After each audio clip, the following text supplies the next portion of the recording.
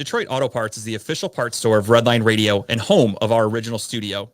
Now the home of Talking About Balls, the best show at Redline Radio. They have two convenient locations. East side, call 216-531-7373, or on the west side, 216-398-7373. Mention Redline Radio and receive 10% off of your purchase. Growing Wings Adult Services is the official sponsor of the old home for Talking About Balls, state-of-the-art Studio 2. Growing Wings Adult Services has over 7 years of experience with taking care of adults with disabilities. For more information, give Lisa a call today at 234-334-7547. Voted #1 remote guest by all of America at Dynatech. Talking About Balls. We're here to tell you that Dynatech is the best. As testified by many satisfied customers, their diamond saw blades are the fastest cutting and longest lasting. Customer satisfaction is how they measure success. Their engineers are always available to help you troubleshoot and solve a problem on your job site. Dynatech is the only saw blade company recommended by the pavement marking manufacturing industry. Located in Elyria, Ohio, Dynatech is committed to being the top diamond saw blade company around the world. Their products include saw blades, abrasive blades, pavement marking blades, core drill rigs, core drill bits, high-speed gas saws, masonry saws, walk-behind saws, tile saws, other construction equipment. They stand behind their products with a warranty and customer service that keeps their customers satisfied and earns us the ranking of best in the industry. Dynatech. Contact Dynatech today, 161 Reeser Court, Elyria, 44035, or call 1-800-446-9001, or visit their website, dynatech.com. Do you like NASCAR? Do you like collecting NASCAR items? No. Give Pit Road Diecast a call today if you want to go and purchase those awesome looking cars to add to your collection. They specialize in all the current and past, living and dead, NASCAR diecast and or model car kits. For all of your diecast needs, call 216-355-2347, mention Redline Radio, and receive 10% off your first in-store purchase. If you want to remember the good old days where you had internet to do your radio show, throw it on a t-shirt. Call Incredible Keepsakes. T-shirts, cups, binders, keychains, you name it, Incredible Keepsakes can make it and customize it for you. The official merchandise provider for Redline Radio LLC and all the show hosts. Call 440-242-9648 or go to their website, www.incrediblekeepsakes.com. As Diane would say, cherished moments are made to last forever. Are you remodeling your bathroom, kitchen, need new windows? Need a new desk for two show hosts? I was just going to say that, but I'm so glad you beat me to it, because you know what? Wiggins Construction Home Improvement does everything you need them to do. Residential and or commercial. Give Will a call today, 440-731-7654. And of course, tell him that Team Redline sent you. I talk a lot of smack here at Redline Radio, and you know what I'm not worried about? Getting some bad juju. That's karma. But you know what is great juju? The band Bad Juju. They're the official band of Redline Radio, covering all your favorites from the 80s and 90s. To book Bad Juju, call Chad Moon at 440-458-0209. I'm going to jump ahead to this one because I love Ohio Wheelman Series. They race cars. They're quick. They're fast. I haven't watched them yet, but I did see a video last year when Dave was showing it on Facebook, and they look pretty fun. Premier Stock Car Racing Series in Northeast Ohio, Michigan, and Indiana. Redline Radio is a proud sponsor of the Wheelman Series. Remember, we are still looking for 2024 sponsors. No better way to get your company logo on some of the fastest cars in the state. Not to mention, local racers are some of the most loyal people when it comes to supporting our sponsors. If you're throwing some old rickety chairs out the window and one of them happens to hit the sidewalk and you put a crack in it, call ACS, Affordable Concrete Solutions, LLC, to come by and check it out. Call today, 440-714-1987, or give them an email, affordableconcretesolutions.llc@gmail.com. Is your car broken down? Can you not start it? Is it not running? Do you have a tire that's flat? Give Tuffy Auto Care a call today. It's more than just a slogan. At Tuffy, we stand behind our work and promise it'll be done right. Period. Or guess what? They're going to fix it for free. Tuffy is located at 649 Leona Street in Elyria, Ohio. If you're looking to put on a Bob Marley album and not get arrested for the things you're doing while you're listening to it, you're going to want to go to Puff and Roll Vape and Smoke Shop. All legal all the time. Your one-stop shop for vaping, CBD, and Kratom in Elyria, Ohio. Your favorite local smoke shop, located at 464 North Abbey Road. Contact them today at 440-444-4443, not 420. Ask for Dave or Dan when you mention Redline. You get 10% off your purchase. It's going to be getting cold here shortly. We're coming off a very hot summer, but is your AC not currently working? Are you afraid your heat's not going to work when the weather turns cold? And I'm going to power through that one because that's what we do here. Give Sensible Solutions HVAC Services a call today, specializing in service, maintenance, repair, and installation. 440-985-8387. That wasn't because Kyle couldn't read. It was because he was cold. He was shivering. So he's going to have to call and get his HVAC serviced. All Pro Freight Systems, large order freight shipping located in Northeast Ohio. One call hauls it all. All Pro Freight System located at 1200 Chester Industrial Parkway in Avon, Ohio. Ask for Matt, 440-933-2222. They can haul away your old chairs if you want to get rid of them. If you're interested in advertising with the station, get a hold of Dave at 440-503-0828. For all of our programming information, you can go to www.redlineradiolllc.com.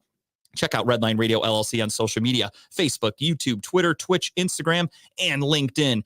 Want to take Redline Radio on the go? Download the Redline Radio LLC app at the Google Play Store.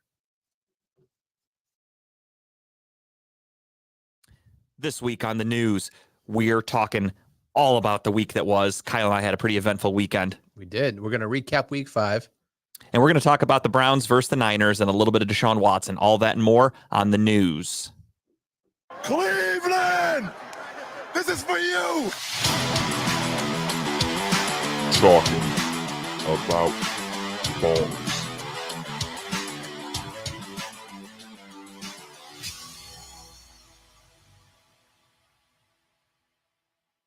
Ladies and gentlemen, welcome to Talking About Balls. We are here. We are live. We are excited. Balls. We are in studio. We are ready to roll. Pretty boring week, though, for Cleveland sports. The Guardians are obviously eliminated. The Cavs had a preseason game last night that nobody gave a fuck about, at least me. I forgot And about it. the Browns were on a bye week. And this week, they might as well be on a bye week again. We'll talk about that later. But we're here. We're ready to go. And Tim, really quick, because I don't mind breaking the fourth wall here. What we were talking about before the show is I'm gonna send you that the Halloween, like October Halloweeny. edition intro video that we played last year. I didn't even think about that. We're in fucking October. We're blowing it. We could be doing that, so we'll do that. What are you doing? I am asleep at the wheel right now, dude. Honestly, Literally, my life is fucking moving so fast that like I don't even know what day it is half the time. Like I feel like I've been like a bad friend to people. Like I don't respond to people as much as I used to. I just like, get so fucking busy and overwhelmed. I just have so much shit going on nonstop that like it's fucking tiring. It's exhausting. it's a bullshit excuse. Like I wanted to come in and sit with you and like come up with get new sound bites or like for the board. Yeah. I wanted to get a new intro for the longest time. Like I've been wanting to do all this shit, but I just like fucking forget. I just don't have any free time. And then when I do have free time, I'm so excited that I have free time that I just crash. So That's called being an adult, man. no, I this totally is understand, this though. is too much. This is I'm called doing being way old too and an much. adult, I'm not so. used to doing this much shit. It happens. Speaking of another Yeah. fucking busy week that we get to recap, but how are you guys first and foremost? I'm similar in your exhaustion because I'm fucking tired. Mhm. I don't have as much going on in my life as you're I'm sure going to talk about here shortly, but I've just been a long weekend, great weekend. Sure, I sure. don't want to jump ahead, so I'm sure what you'll want to talk about. Justin and I went. Friday night we went out for our buddy Dan's birthday. Hibachi. We partook in some amazing sake, more than we probably should have. And then we went to sake drunk. It's amazing. oh, it's good stuff. It was Delicious. It was peach sake. It was pretty good. And then we went out to a bar afterwards. I've never been to. Was it the Post and Bean? Post and Beam on Snow Road over by Chevy, non-sponsor, but great Yeah, bar. hey, If you like good. Halloween Never- shit, they go all out. They It is do. fucking I was decked. actually pretty impressed with the decorations. My wife almost got into a fight. That was fun. Not even yeah, like 5 minutes there. immediately. Yeah, Not like even as 5 soon minutes as you there. guys walked in, trouble rolled in. It was my fault, I guess, because I'm not a small dude. You know, I got some girth, some bigness to myself here. I walked in and these seats were- Bigly. I'm very bigly. I walked in and these seats were kind of close to each other, and I had to piss, so I walked through. I guess the chick on the left, a little fire redhead there, was not close to the bar like she should have been. Bumped her, and so my wife got the brunt end of that because she looked back and said, "What the fuck?" And if you know my wife, she likes to say "What the fuck" back, and she's ready to rumble. So I pissed. I came out. She's like, "I gotta go outside before I beat somebody's ass." Yeah. So not even 5 minutes there, but no. Other than that, and then Saturday, jump ahead. We went to the Anthony Jeselnik extravaganza, the comedy show downtown at the Masonic. Is it the Masonic Temple Masonic Theater or whatever the know. fuck. Oh yeah, that place is kind of like awesomely weird. Well, Weirdly awesome. funny you How say about that. that? Just wait till we get into it, Tim. You'll hear a lot more about it. Oh, yes, God.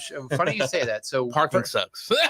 Yeah, and actually that was the easiest part of the night. That was $30. There was a lot right down the street. Parked, fucking walked right over. Easiest part of Boom. the night. Easiest part of the night. We'll talk more about it, I'm sure. Yeah, we'll get into it. We just it was a good show. I'll talk about the good stuff of it. We'll get into the bad stuff in a minute, but the show was good. He powered through. There's some issues we'll talk about, but honestly, one of my favorite comics of all time. I've never seen him live before, so it was a bucket list item for me.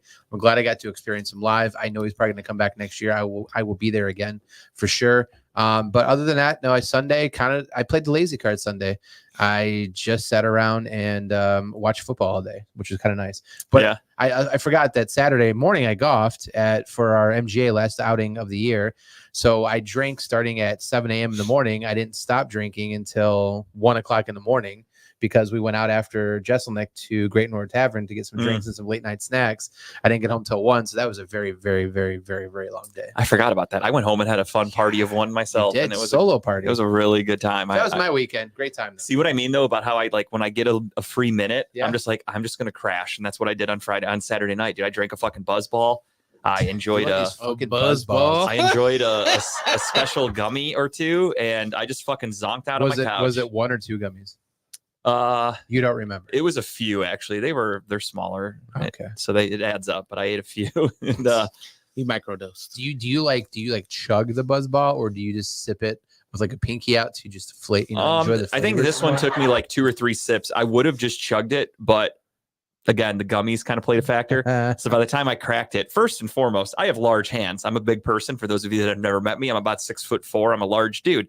So trying to crack a Buzzball, there's only like that much room between the fucking tab and where the lip comes up. Yeah. So I'm like trying to get my finger through there. And again, I've had a couple gummies, so maybe it wasn't using all my devices properly. And I'm sitting in my basement. I'm like, I can't fucking get this thing open. Like, what the fuck? Who do they make these for, babies? Like, I don't understand it. So I Buzz finally balls get for it cracked, babies. and then I crack it and I drink it, and I'm like, okay, not bad. I had the peach. It's called peach balls or something like that, and it's the peach flavored I one. should call him Peach Fuzz. or It's a something. very peachy weekend we had. I love peach stuff, so I was all about it. So I crack it. I drink half of it. I'm like, okay, not bad at all. And then I look in there and I'm like, kind of looks funky. Then I read the side because again, gummies. Says shake well. Didn't shake it one bit. So all the shit that I was supposed to shake up was just sitting there on the bottom. So I just went, gave it a little swirl like a wine glass, and I just powered through and I chugged it. Because mama didn't What a raise no trooper. bitch. So I finished What that a whole thing. trooper. But I'll get into my weekend. We'll break it all down in a little bit. Tim, how about you? My weekend was pretty good. Once again, I always forget what I do.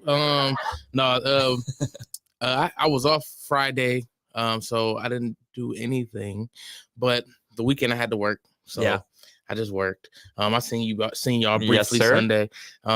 But Monday we had a show at the Grog Shop, Okay. and it was a breast cancer awareness show. Okay. Yeah, So- October is Breast Cancer Awareness Month, isn't it? It is. Yeah. It is. That's why everybody, like a lot of sports, Show teams the wear pink. boobies. Show the boobies. That's Save exactly- the tatas, baby. Exactly what happened. The show. Is that the video you made? I came across your TikTok, and did you make a video walking out of the bar and you just ripped your shirt off? That was not for that. I just did that. Oh, okay. So yeah. That's just for So, fun. That's just full a normal disclosure, night. Taking a shit in the toilet where I normally watch TikToks, right? Just flipping through. I'm like, that's Tim. Tim's walking out of a bar. I didn't have noise on, right? I just had my head silent. Yeah. I walk out. I'm like, wow, who's he gonna fucking? Did he fight someone? I thought we were about to watch you fight someone. And I'm like, oh, okay. Then I turned the music on. I'm like, okay, I get what's going on now. I'm like, damn, world star. I forget that I have TikTok most of the time, if I'm being honest. So It's my national bathroom watching device. no, not me. I scroll through like Twitter and just kind of like get news and stuff. I forget that I haven't been on TikTok probably in over a week. I forget that I have it. Sorry to disrupt your weekend there. So I just had to share that because I'm like, damn, this guy's about to fight. No, yeah. Shout out to Precious, comedian Precious. It was kind of her idea. Because I was like, I want to get my followers up. She's like, all you got to do is just play some Bone Crusher and take your shirt off. I was like, well, fuck it, we do it right here. Did it work? No. Oh, damn it. Well, I should say it's working. I guess I got a couple more followers after, but I'm not where I want to be yet. But Are you to the 1,000 yet that you can go live? that's what I'm trying to get to. the Trying to goal? get to Gotcha, 1,000. Gotcha. I'm at- That was our goal for Our show. our show. And then again, I forgot about TikTok. So Yeah, that's me just being bad as a social media representative. And I'm not I it's, think- it's probably really hard to think get to 1,000. 1,000 I think anyway. 1,000 is bullshit. It should be like 500. Actually, It they should should be, let but- you go live whenever you want. Yeah, to. like if I I'm think so, too. TikTok, I'm like, or just let everybody do it because then more people would want to use it. Because if there's somebody out there who's like, hey, I have 800 followers and they're doing their show on YouTube, like TikTok's missing out on all those people using their app. I think IG might be the same. Oh, really? I think. Yeah, but it what if might. it's like I've never actually tried to some go live point on where it's like you IMDb. just want to turn on live and like play a video game like you're a younger guy starting off his career and like streaming, right? And like I don't have any followers, but TikTok's a good way to get followers because everyone's scrolling through everything, right? I would just go to chat roulette and jack off if I was trying to get Hey. followers. That's how I would do it. That's so funny. But Monday, because of the show, the comedians had to take their shirts off. So I went on stage, act like I wasn't gonna take it off, and I was like, "Fuck all this." And it was great. It was a very just free set. Like I didn't even Fuck yeah, like, dude. you know, a lot of times I say I go on stage unless it's like a something that I'm kind of like planning and practicing for. I usually just go up there in free form, like, you know, Yeah, just kind of absolutely. right off the neck. So Yeah, you're just doing a fun show, just trying to make people laugh. It's not Yeah. like, you know, you're not at the Apollo trying to get advanced to the next round. It's just Yeah. you're just having fun. basically, Yeah, fuck yeah. I think I could go to the Apollo in free form and go to the next round. Is the Apollo still going?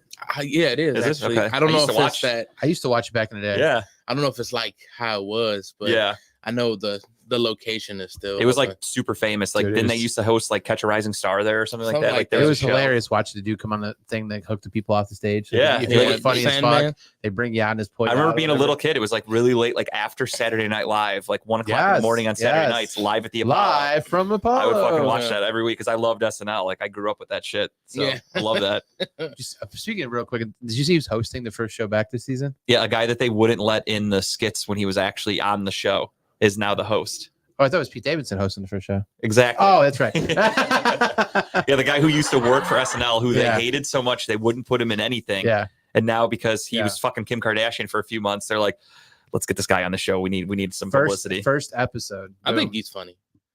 I think Pete's he has some skits I'm and indifferent. characters. He's okay. He's funny with some certain things. I think acting wise, like when he was on SNL or like him in anything he's ever been in, I don't think he's funny. I think No. stand up, he's actually funny. Yeah. I like his stand up. I think the Chad character he does, like like that kind of guy. Yeah. That's funny. Like some of those. They things are funny. created that just because of how he's just always like, my understanding at least is that's just how he was at rehearsal and like on SNL. So they just were like, fuck it, make it into the show. Yeah, And it worked.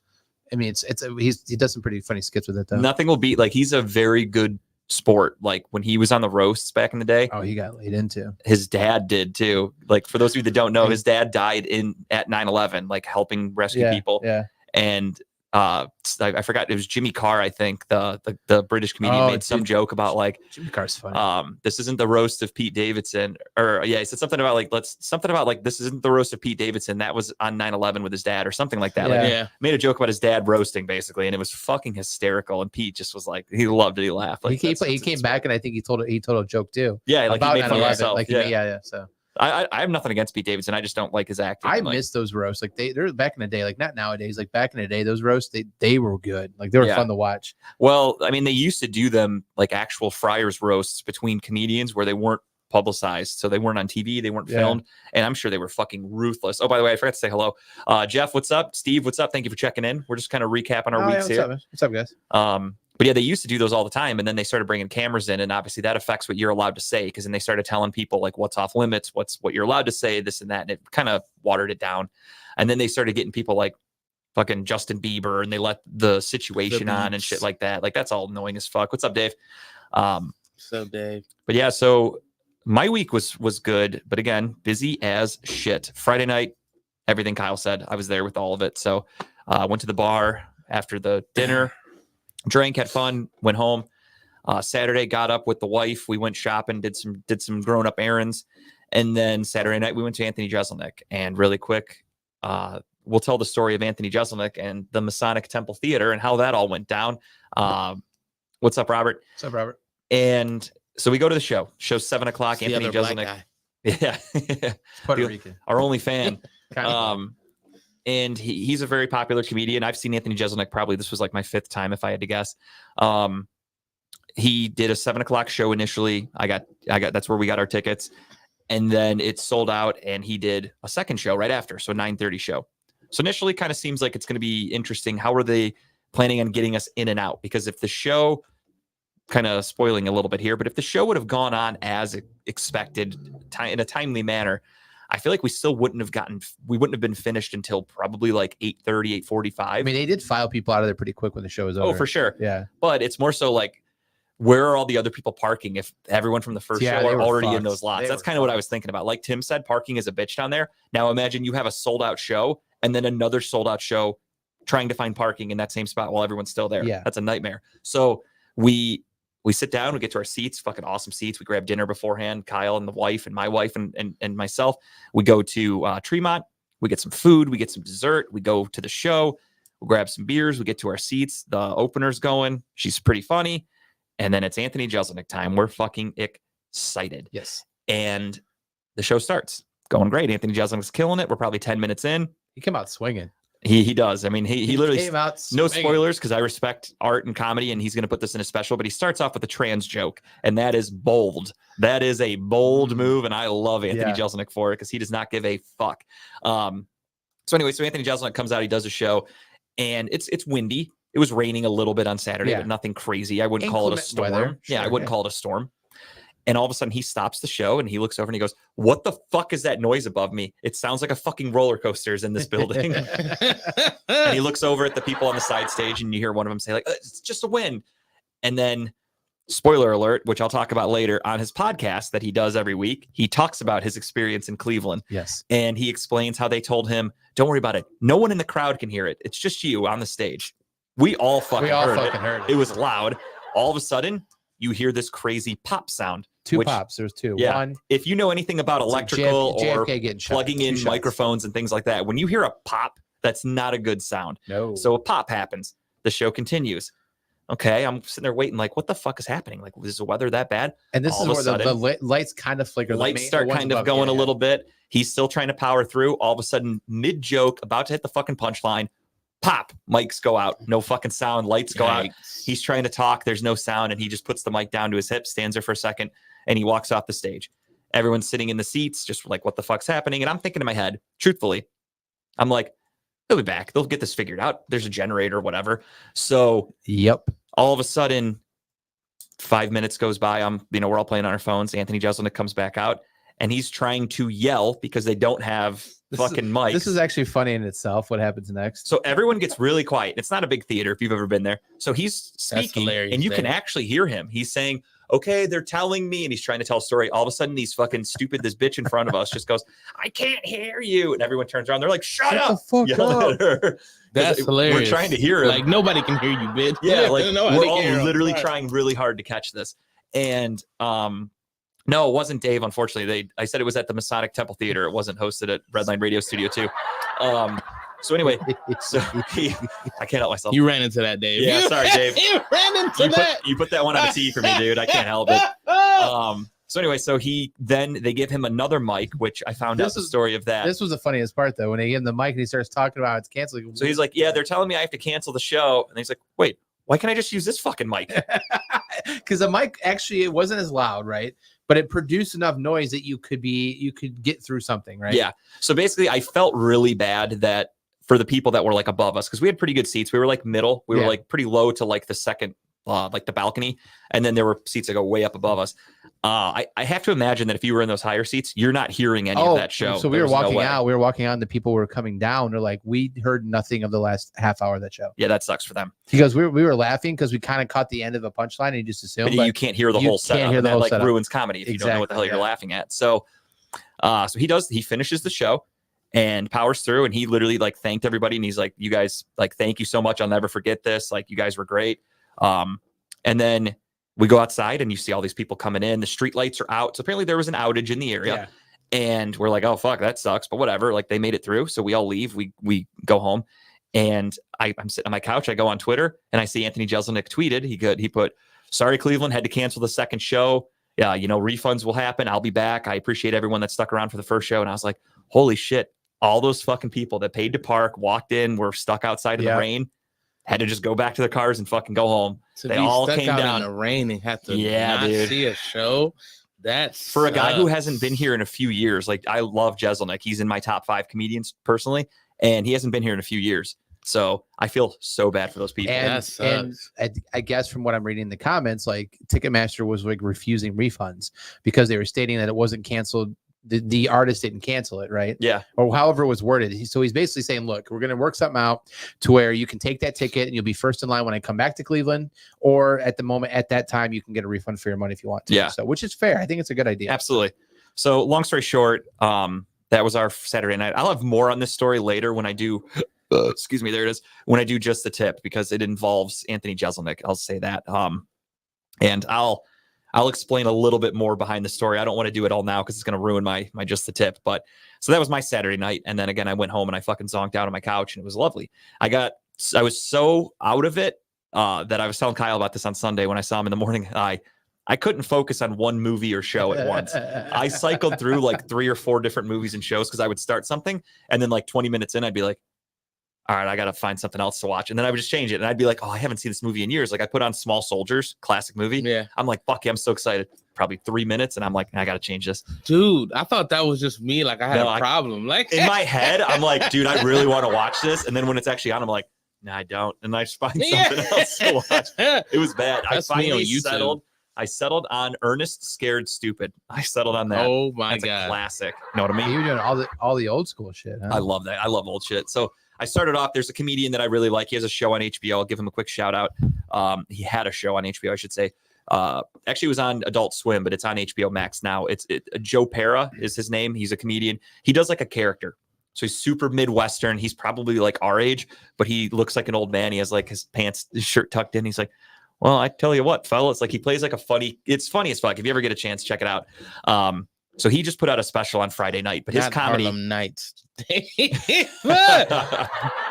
So the state that I was in, Joe Pera was too much for me. So I watched like 20 minutes of his special and then I was like, I can't do this. So I put on Small Soldiers. I'm like, nah, I can't do this either. And then, I finally settled on Ernest Scared Stupid. I watched probably a little over an hour of it. And then I was like, all right, I'm gonna go watch the rest of it in bed. I went upstairs. See, and laid see down. when I'm high, I'm more of like, I just focus. Like I'll take a gummy or I'll just play a video game and just be locked into it. I do that once I find something I can settle on. Yeah. It's more so I couldn't find something that I made got me you, though. relax. Okay. Like once I got Ernest on, I was like, okay, this is something I'll sit through this. I sat there and watched it. Yeah. And that was my Saturday. Then The K is not near the end, Dave. I mean, it is, but it's not that close where you fat fingering it. Don't be a menace would have been an acceptable answer. Yo, too. what keyboard are you using, dude? Just take it, Dave. It's the jitterbug keyboard. Yeah, you gotta- big old letters. You gotta take this L, bro. I'm sorry. Take the L, Dave. And then, speaking of Dave, we get up Sunday morning. Kyle and I were so hungover. graciously So hungover. guests on Steel City Running Lates. That was fantastic. Thank you to Chipper and Dave, the 2 hosts of that show. Fantastic hosts, great show. They changed their format up a little bit this week, and it was phenomenal. Loved every second of it. It felt like a different. It did. It felt atmosphere. like there was a relief. There was a It just was great. I loved every second. I had a smoother really good time. transition, great conversation. No hesitations. Cameras they- worked. Some editing, and it looked, Sound was on point. Was it running late? yes, it did. Yes, but yeah. I Partially, was joking. partially kind of us. I mean, sucks. I was running a little behind, and like same thing with Kyle. Like I got up, I was really tired, and I'm like, I need some breakfast. So I went and grabbed some food, and then I ate the food in my car. Like we walked up here probably at like 9:50, give Yeah. or take. It wasn't super late. We walked in right on time when we needed to be here. And then they just kind of were fucking around a little bit with some stuff. And the next thing you know, it's 10 o'clock, and Dave's like, oh, hang on, I got to do this and I got to change this. And then it was only a few minutes, but yeah, they lived up to the name. And then after that, I went home, watched a little bit of football. Then I had to leave again to go to my I niece's had a birthday grocery party. shop. Ugh. I would have rather grocery shop. Nothing against my niece. I did hear you say that. We were there forever. I didn't want to be there that long, I should say. So that was my Sunday. Came home and got ready for the work week. And then Monday, a doctor's appointment. Tuesday, another doctor's appointment. Golfed. I saw that. And then You golfed in jeans. no. Okay. Okay. I wore some khaki I pants. thought maybe you were golfing in jeans. Like, there's no fucking way. I thought about it. I mean, the weather was perfect for jeans yesterday. I wore jeans all day. And then the big news that Tara and I are happy to share now officially. Been holding this one in for a while. We have our baby girl, Theo Reagan George, coming to you live in early 2024. Thank you, everybody. Thank you, gentlemen. You getting the pussy. I'm proud. Hey, That's not the problem. That's not a problem ever. So yeah, we are having a girl. No, it's and not because this boy just gets it thrown at him sometimes. I mean, I really do. We could talk about that if you want. I can't help that, bro. I got the Kavorka. I got the Kramer Kavorka. I get hit on and I don't even do anything. Funniest shit ever, man. But I So want to go take it. let me finish this first, and then we'll talk about how I get hit on in public. Yeah. Obviously, Good these two stories are good very transition. correlating. So anyway, yeah. So we've known for a long time. We found out the sex a little while ago. Just been keeping it in, and obviously everyone knows last year. Yeah, you kept it in. Yeah, Hey-o. yeah, damn right. I don't leave, bro. I'm like that couch. I don't pull out, bro. So obviously last year we went through some shit, and they found some defects with the pregnancy we had.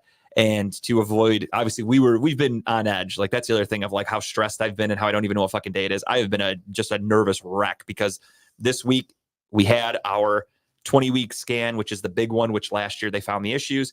And to be safe, because there were heart issues last year, we went and saw a pediatric cardiologist on Monday. Flying colors, everything is perfect. And then yesterday was the 20-week scan, which we've already had 2 now because they wanted to do it early to be safe, and both of them perfect. They love everything they see. Everything is fucking fantastic. I'm happy for you, brother.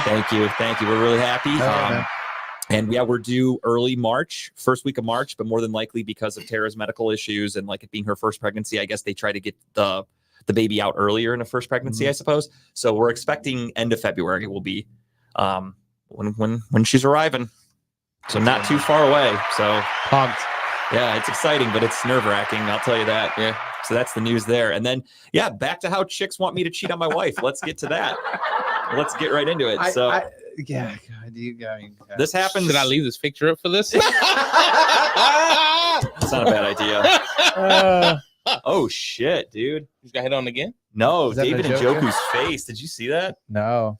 Oh my god, I'm gonna send you that in the chat, Tim. I will. Should I text that or email? What's easier? It don't matter. I'll text it just because it's easier for me. Damn. Yeah, that is not a Halloween costume. But yeah. So long story short, I'm not trying to brag. I don't talk about it often. I get hit on every once in a while. Nothing I'm doing.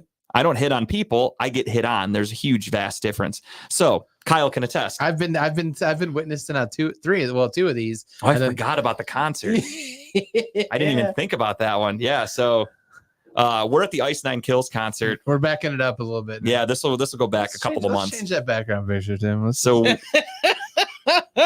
whoops, I almost sent it to Tara, ironically enough. So we're at a concert a few months ago, whatever. It's me, Kyle, and our friend Dave. And we're there, we're having a good time, and these girls just come and stand in front of us and watch a show, whatever. And there's just normal concert talk going on, whatever. You're just, having fun, everyone's drinking, having a good time.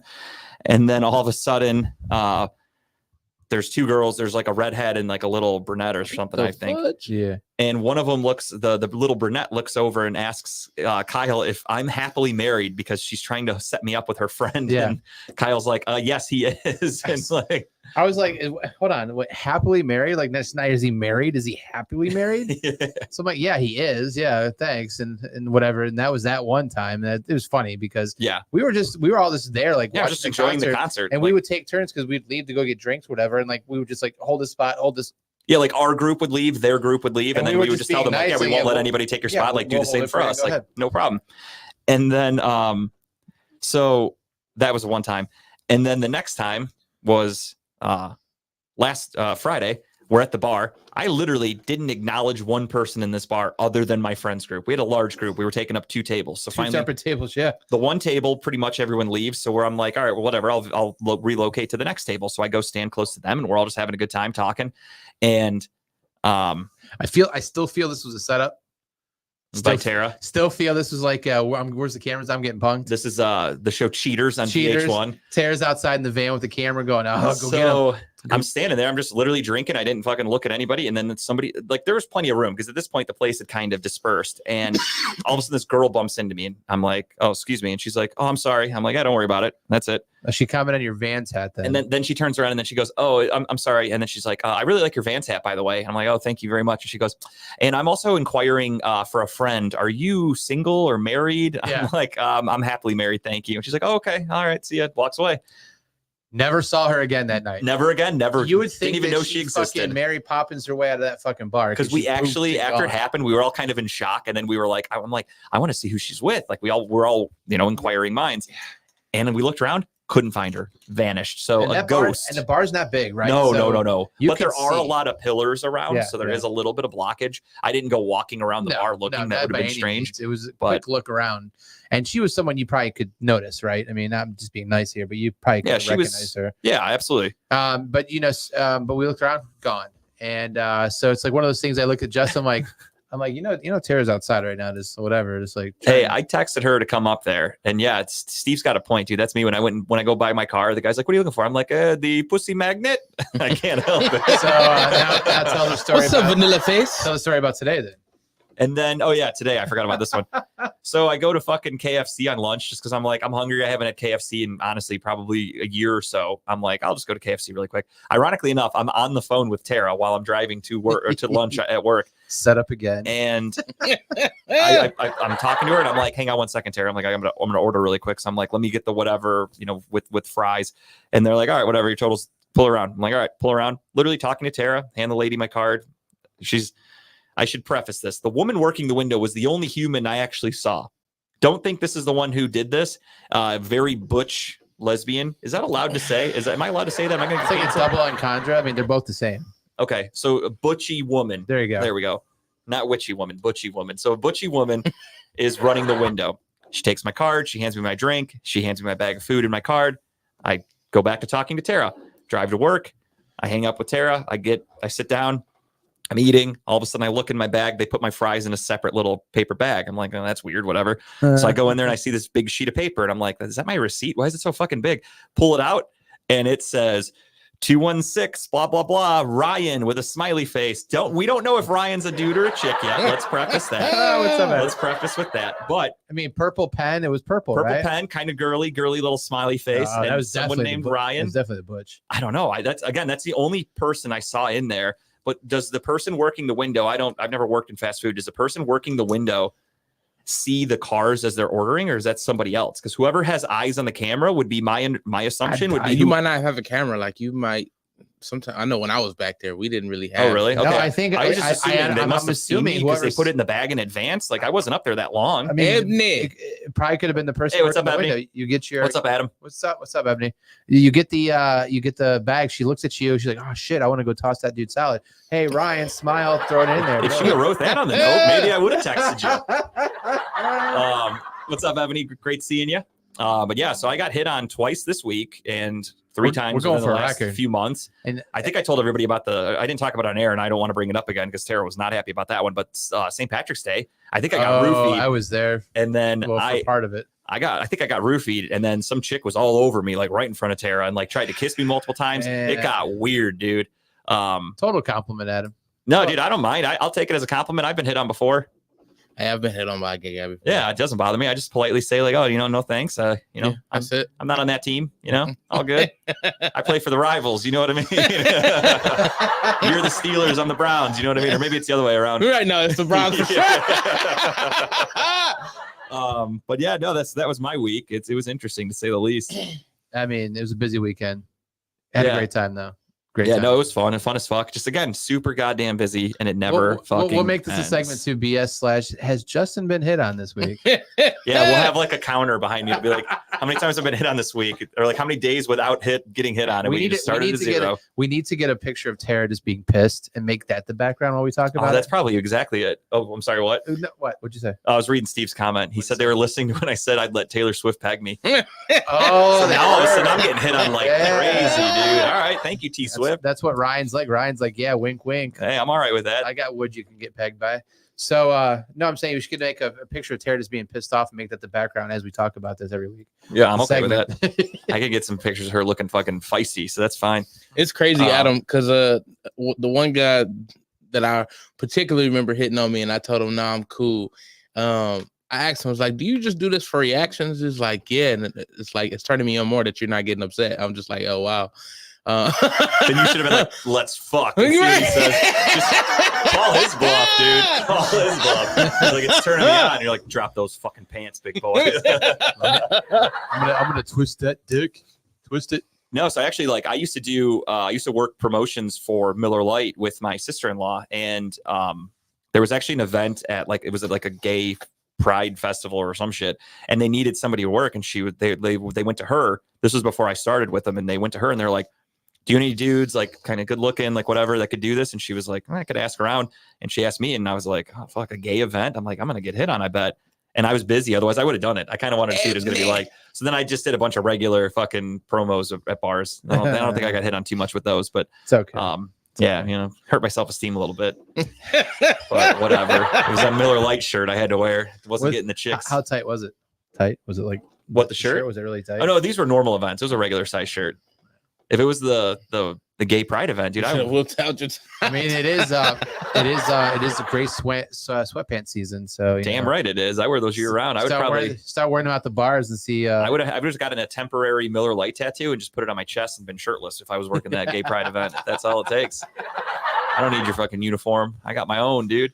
But yeah, so that was my week. Fucking event full of shit, fun, and yeah, all these stories. I appreciate you guys enjoying them because these are all fucking true stories. Yeah, I actually have another kind of funny story that I'll out myself on, but it's got a funny twist. So speaking of twist the dick, twist the dick. That's the new segment. Phrasing. Twist his dick.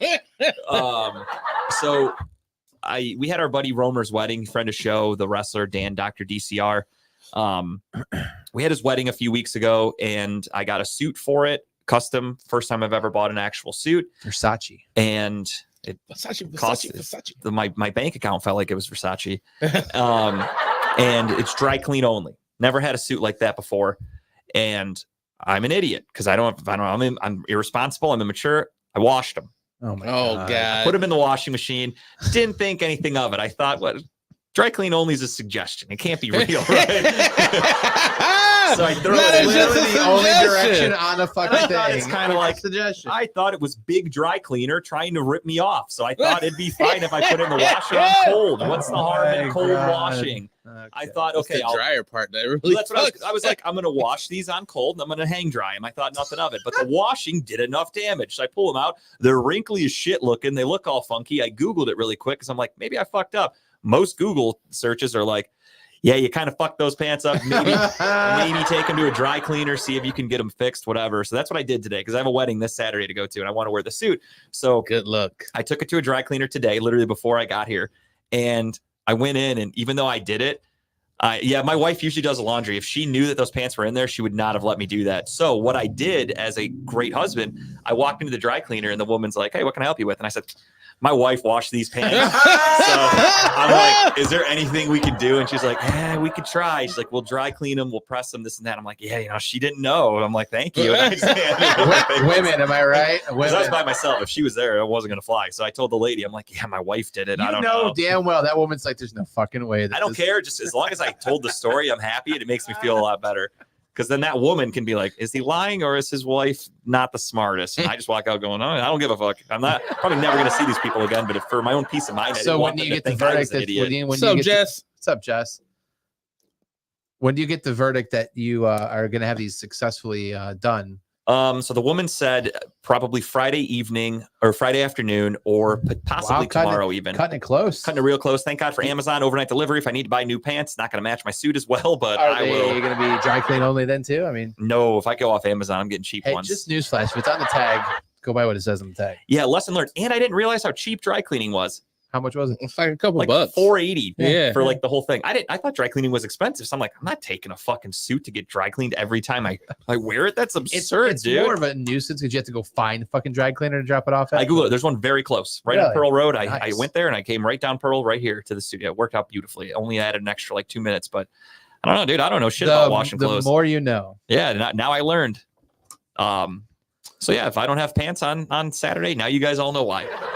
That's the best I can tell you. But yeah, that was my day. Get hit on more. You're gonna get hit on again. No, it's a lot. It's all Terrace family. So if I get hit on, shit's gonna get real weird. All right, shit's gonna get real weird. But yeah, so that was my day. Today, at least, I threw my wife under the bus. I got hit on a couple times. I'm a shitty husband. I think I'm just not a good person. I think we're just establishing. I love how we transitioned from this nice, beautiful baby you're gonna have in a couple months to. Let me tell you about the time that I almost. Yeah. I almost Hey, get my my ta- wife- my my wife and I are solid having a test. baby. Let me tell you about some chicks that really want to fuck me. And let me tell you about how I told the dry cleaners my wife's an idiot. That's what a good husband does. It's good. You take the good and the bad. Yeah, I Googled it, Ebony, and there actually are quite a few dry cleaners still. I'm very happy about that. So that made my day. The one was just, I looked it up and it was right on Pearl. And I'm like, fuck it. That's like 2 minutes out of my way. And then I can just shoot down Pearl right to the studio here. So it worked out. And yeah, Robert, I saw you did a great job golfing. You won it all, your check. He paid off some higher end people to get that score of his. Yeah, I didn't want to be the one to say that, but I heard there were a couple asterisks next to it, and people have reason to believe your score is not your actual score. I will say we went to Ridgewood, Tara and I did on Tuesday to golf a little bit, Congratulations there, Robert. Proud of you. and I shot a 53 on 9. Oh, Oh. for a second there, I'm like 18. I'm like, God. No, damn. no. We only had time for 9, but I shot a 53. That Good job, wasn't man. terrible. Best, So best 9 you've had? I don't remember actually. It's been so long, I lost track. I'll have to go back and check. There's some of my sometimes if Facebook you posts. take time off from golfing and you just go and play, like you just forget all the muscle and you just hit the ball and Oh, I started off great. yeah, you do better. Truthfully, I got worse as the day progressed. I think my body was I hadn't golfed in over a month. So I think Yeah. I was getting a little tired, but I started off doing great. Yeah. I actually I missed 2 birdies. I was very fucking close to getting Wow. 2 birdies, and I had a couple pars. Like I actually golfed really well. I Good job, did man. very good. So yeah, let me keep practicing a little bit, Robert, and then I'm gonna go out there and whoop your What fucking you should, ass. you're gonna dude. join the MGA next year? No, this is gonna be non-sanctioned, just me versus Robert, because I need people to not be Robert's boy that apparently work for MGA that fake his fucking score for him. I need some fucking neutral parties watching, keeping score. We'll each get our own carts, and we'll have a partner with us who is not golfing. And I want cameras. I want this to look like that shit they did with the Steph Curry, Klay Thompson, and Mahomes and Kelsey. The match. I just want to drive the cart. It's just the match. So yeah, that's perfect. Kyle can ride with Robert. Tim, you can ride with me, and we're just gonna golf. And I want you guys. I trust you guys to keep score properly. And I'll just get drunk. I'll talk mad shit. We're both gonna be drunk as We're just gonna shit. get fucking toast. And then no one's gonna be able to keep score anyway. You're gonna be like, guys, what's your score? Me too. Be like, That'll be score. that'll be the best part though. If you guys are all fucked up, I can come on and be like, Let's have a couple gummies It's first. 6 beers to me versus 5 of Tim. That's our score right now. I'll come out and tell everyone. I'll just lie and be like, I beat him. Like you guys are all fucked up. You're not gonna remember anyway. So $100. $100 shit, Ooh. dude. Hell yeah. You just write that shit down with a pencil. I'll beat you because I'll just cheat. There I don't you give go. one fuck. I got Tim on my side, dude. Tim will lean forward. He'll be blocking me as I'm erasing and Well, putting in now lower scores. with Robert's win on Saturday, he now joins the World Championship part of Las Vegas. So I get somebody I get to ride in a bus with this year finally. So So was that your guys' final event for the year? it was our final event. So he for- won the whole league? No, so he won the last event. Oh, I was gonna say. So when you No offense, Robert. if you win an event, you're automatically qualified for what they call the World Champion Okay. event up in Vegas. So they have World Championship. Did you win any this year? I know, but I scored high enough in each Okay. one that I'm in it because Okay. that's how many points I got.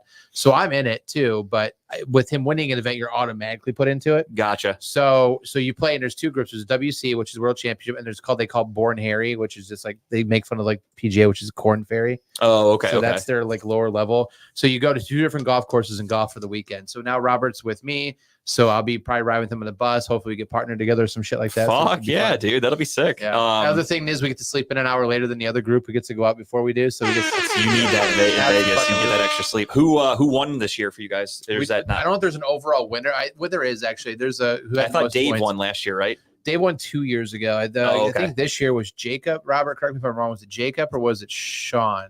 I think one of those 2. Nobody I know though. Nobody you would know. No. Okay. So Well, then let's stop talking about yeah, moving on. it. Moving on. Transition from that to sports. Let's do it. Yeah, what a great week for all of us. Fucking busy as shit. And I got another super busy week coming up again. I got, like I said, Tara's family's coming into town for a wedding. So Friday night, I get to go to dinner with her family. Saturday, I got the wedding all day at the zoo. Sunday, the family wants to hang out and watch a Browns game Wait, because they're who's from getting married Cleveland. at the zoo? Tara's cousin. Bunch of Okay, bunch of animals. I thought it was like some giraffes or some shit. Yeah, no, that's actually like there's a halftime and we're gonna marry a couple animals and like we're gonna watch a couple monkeys fuck. It's gonna be really, really romantic and very cool. That's just racist, dude. I said monkeys. Oh. What do you mean racist? Why is that racist, Kyle? Tell me why that's racist. Shit, he Tell me why that. Yeah. Twist his dick. So don't be jealous of my weekend, but Saturday we're going to partake in the Taylor Swift concert movie. 11 o'clock in the morning. Saturday, we're going to. You're going that early? sorry. We were wrong gonna go button. 10. Oh, that's the right button. We were gonna go 10:30 at night, but then I'm like, fuck, that's like a 3-hour fucking And show. that's a long day to like, Yeah, so fucking then wait we're for gonna that. do 11 because we're also going to Wine Your Way Out, which is in Mapleside Farms, I believe. in I know Brunswick. Mapleside. That's So right they by have like Taylor's it's like a parents' house. maze you can walk through, and then every other like the 10, 15 I've heard feet about they have that. beer and wine you can drink while you're there walking through the Yeah. maze and some shit. I think my buddy Steve, he told me about that before. Him and his Yeah. wife have done it So before. we're doing that Saturday afternoon, but we're going to watch his concert. Jess and I, we're going to watch it live, rock out with other people in the arena, get a little tipsy at like 10:30 in the morning, so I can deal with a Taylor Swift concert for 3 hours. But That's the thing, though, is you guys are going so early. Like, you're going to be there with all the young Taylor Swift fans. Like, Okay. they're going to be loud and singing and yelling. my in the wife, fucking my thing. lovely wife, made us It's nothing bracelets. like young twins. She They're made, hilarious. I mean, young fans. They're hilarious. They're she gonna be made- annoying as She fuck. made In the friendship movie bracelets theater, for though? us. What's a Oh, really? concert? So I mean, So she- this is her movie thing that's coming out, right? yeah. So it's not a movie. It's literally the concert. Like, Oh, that's it. Oh, I thought it was like a documentary. no, it's an actual concert. Oh, so they're just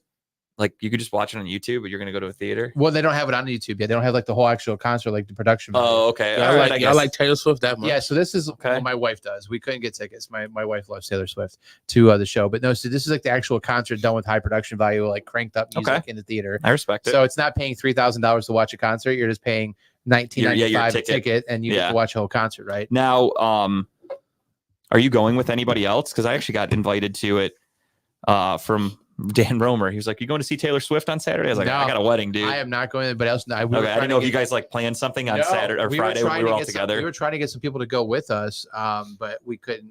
They couldn't make it, or they're the one Dave, my Cleary, him and his girlfriend are going to, but they're going to one in Strongsville just around the same time. So okay. people are going, who just not with us. So best I Kyle gotcha. could do.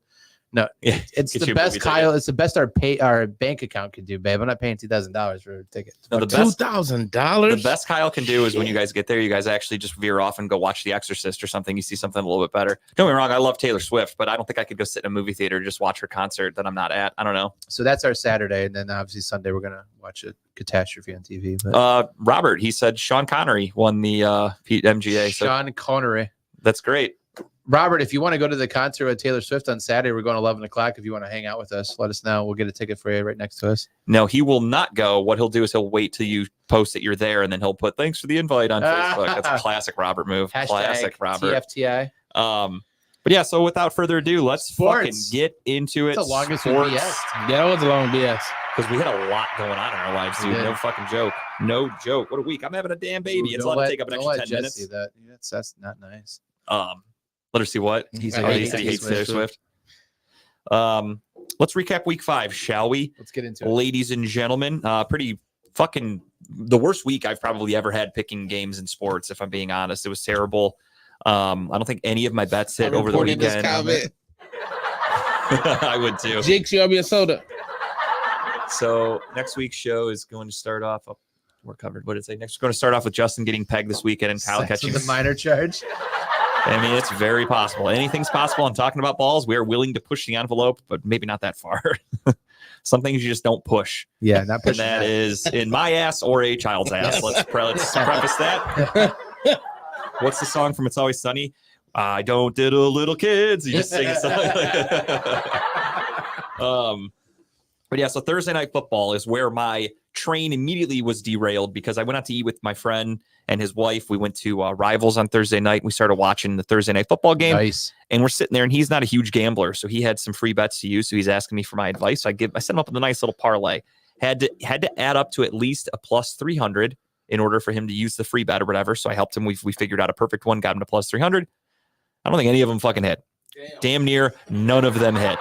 Was that the Bears and Yeah, the Bears and Commanders. I'm so so pissed about the that. Commanders or the Bears suck. The Bears were a team that hadn't won a game in like fucking almost a full season combined. I thought they were gonna get their asses kicked in Washington. Washington's been playing pretty well. Their offense is scoring. Sam Howell's getting sacked at an alarming rate, but he's still managing to throw touchdowns and score points. And he goes out there, and the first half they shit the bed. Yeah, I mean, I had a lot of bets. I think I missed some of my parlays by like maybe 20, 30 yards, but I got fucked by the receivers in Washington side. Yeah, I had him They do. pegged you. I had him do Totally. Terry McLaurin for like plus 50. I had him do Brian Robinson for like over 40. Yeah. And I don't think either of those I did happened. a lot of alternative yards just to make my own or whatever. Yeah. But yeah, I got screwed by that. I boldly was like, yeah, dude, take the fucking Commanders money line. Easy money. They lost by 20. I had him do Brian Robinson anytime touchdown. Brian Robinson couldn't get a yard anytime on the field. So nothing hit. None of the picks I gave him. I think the one that hit was I told him to take Sam Howell over like 200 yards passing or whatever the fuck. It wasn't a very high number. I think he hit that. So out of like the 5 legs I had him put on his parlay, maybe one, and not great. I did text him and apologize. I'm like, my bad, dude. Not a good showing. DJ Moore had a hell of a night. Yeah, if you bet the over on DJ Moore at 2 touchdowns, then you win some great money because he had fucking 3 of them. I did see some of those bets on Twitter. Some people took the anytime touchdown. It was Justin Fields. I think 2 touchdowns. DJ Moore first touchdown and 2 touchdowns, and it was like a plus like 7,000. Yeah, nailed it. That's disgusting. Yeah. I could only imagine. And you only hitting a feel like, fucking bet and those that. are the bets you throw $10 at because Yeah, because you're like, fuck it. Yeah, I've seen people like do crazy ass parlays where they're just like, I'll put $2 down or whatever, like some change, and it still equals out to like thousands of dollars because the fucking odds are so crazy. It's insane. So the Bears end up winning that Thursday night game 40-20. Real shit game. Sunday morning, if any of you got up a little early to watch the game in London, jolly old England. Nailed that.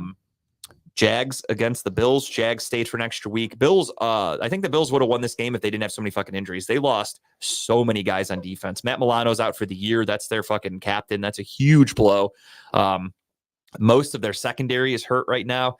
Von Miller's trying to ease his way back into the game. They fucking suck. So, what did he say? He had Moore and Diggs get 79 points combined. Jesus. Oh my God. And he ended the week with 95 total points. Did you not play anybody else, Steve? Did you have like one other guy going maybe?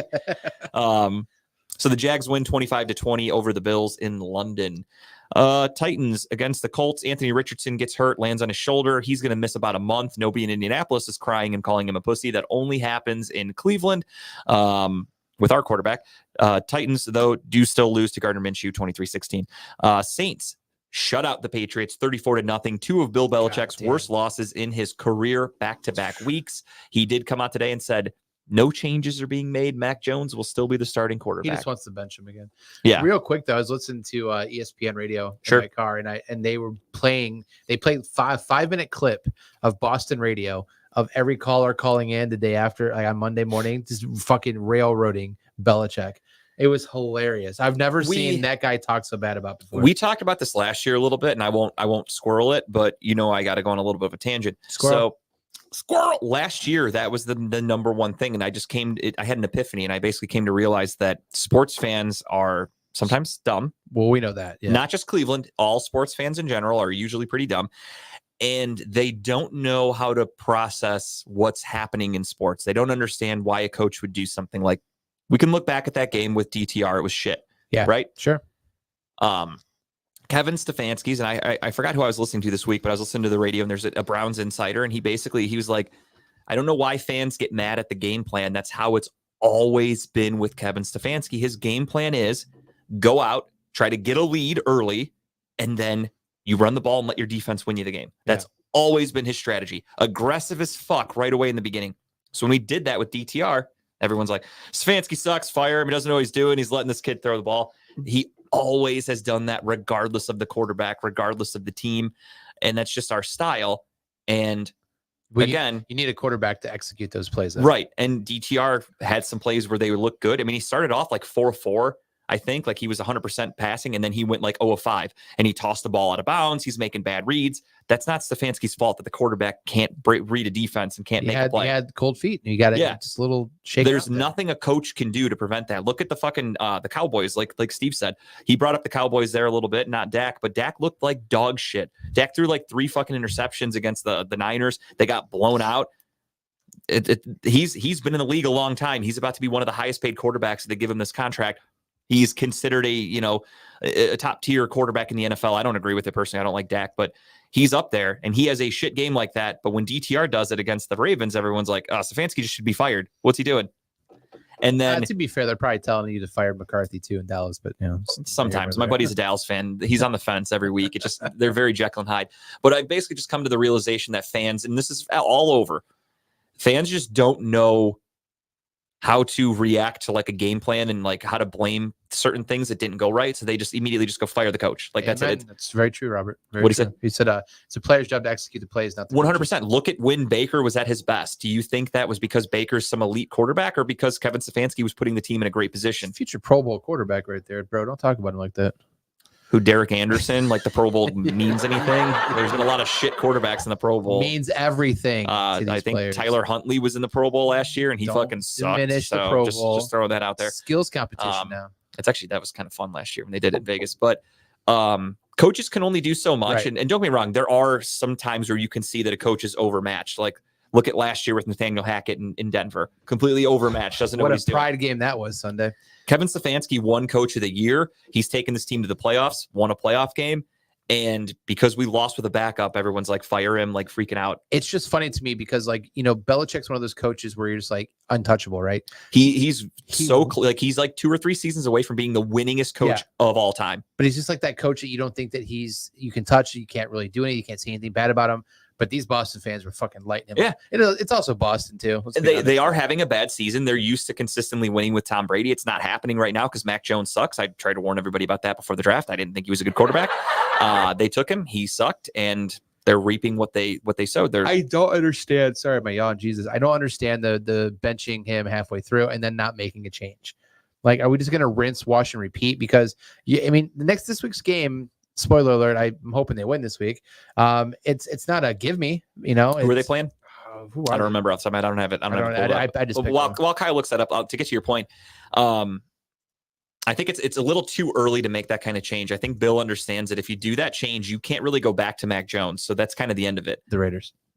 Okay, so that's, I mean, hey, whoa, the McDaniels Belichick That's the only Bowl. reason why I took him. I mean, spoil it there. I might want to take the Raiders if I'm being honest. But McDaniels is a fucking grudge, dude. He beat him with Denver. Remember that with Tebow? And he fucking ran out on the field and like talked shit to Bill Belichick and then went crying back with his tail between his legs. Fired, yeah. But yeah, no, their situation's a mess. I don't think it's a lose-lose situation. I don't think Bailey Zappi's going to make them any better than Mac Jones could. And I don't think, it's a lateral move in my opinion. Yeah. I think their quarterback situation's just shit. Poor New England, wah. But that goes back to Bill Belichick. Bill Belichick is I don't know who their actual GM is, but I know Bill Belichick has a strong say in who they draft and who they take. And all these shit players on their team is because of Bill Belichick. Dub, what's up, dude? Thanks for checking in, man.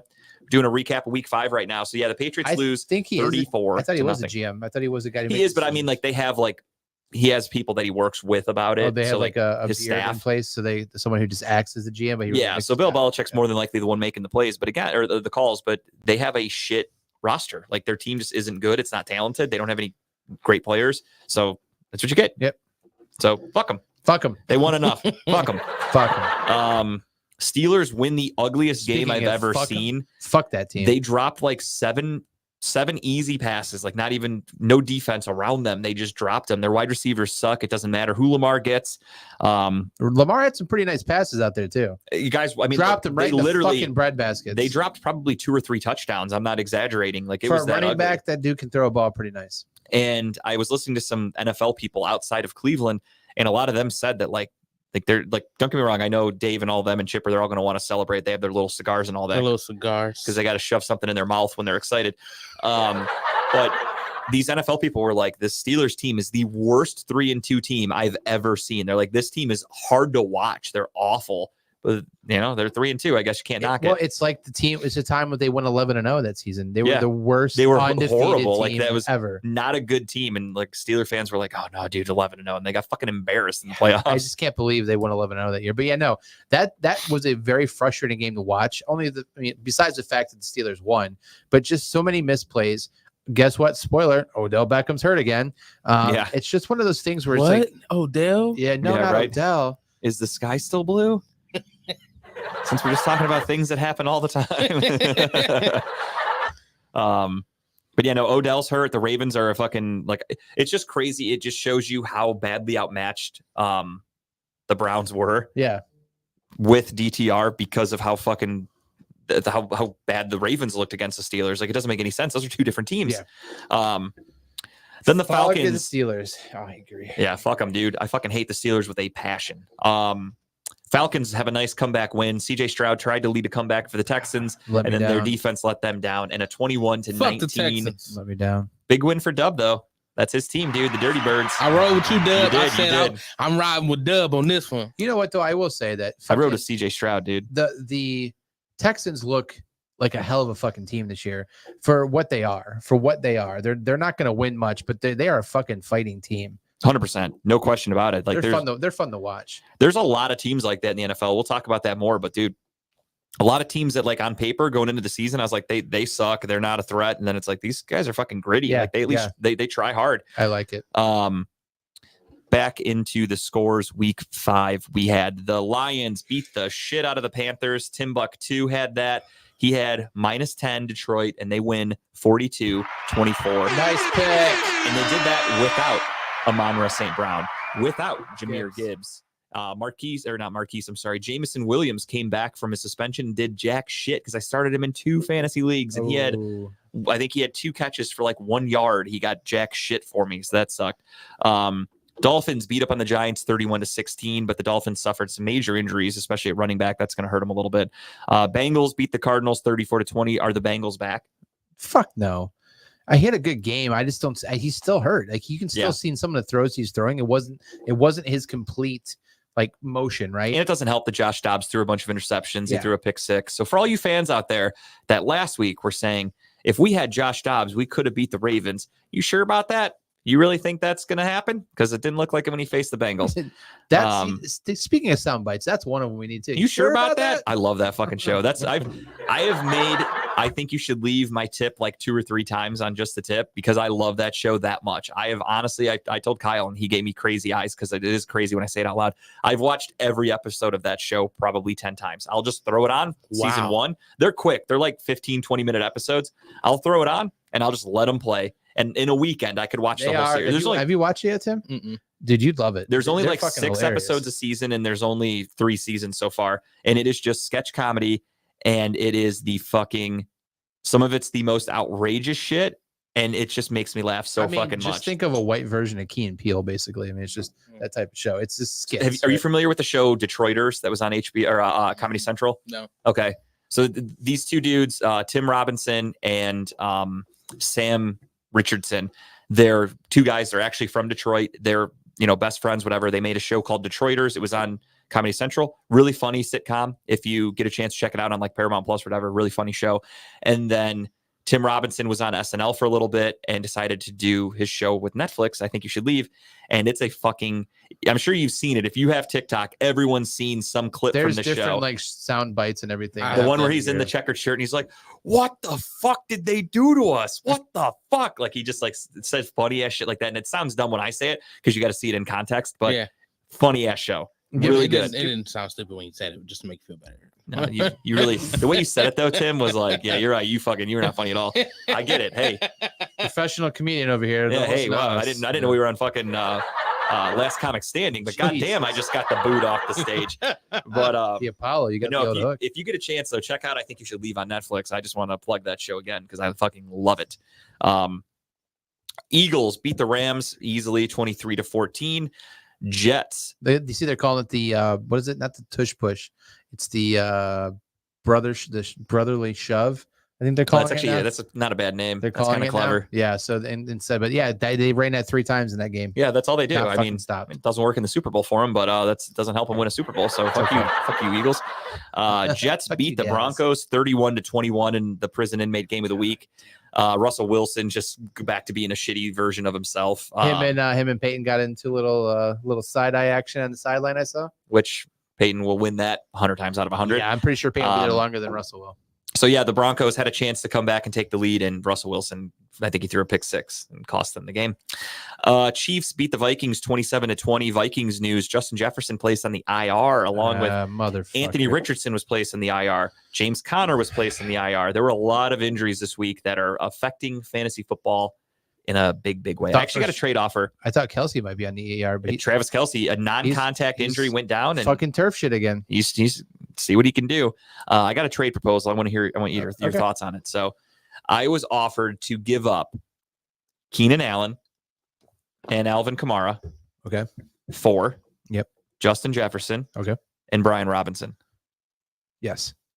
Even though Justin Jefferson's out for Is it a keeper league? no, Oh, then no. no, it's not. It is a one season. Oh, First if it's- season I've if been it's in a it. keeper league, absolutely. I'm currently 5-0. I'm the only undefeated team in the league. Okay. So I'm kind of running away with it. I have the most points by a fucking mile. So- My team's very so- good. He wants you to give up Keenan Allen and whatever. And Alvin Kamara for Justin Jefferson, who will be back, Yeah, presumably. 4 games potentially. Yeah, presumably at minimum 4 games he has to be out for. And Brian Robinson of the Commanders. No, I wouldn't do it. I don't think so either.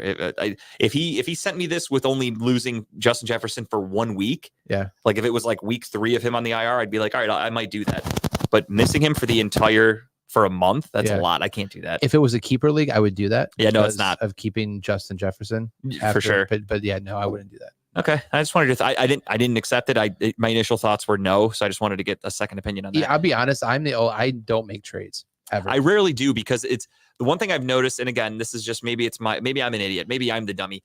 I don't really see any that are even.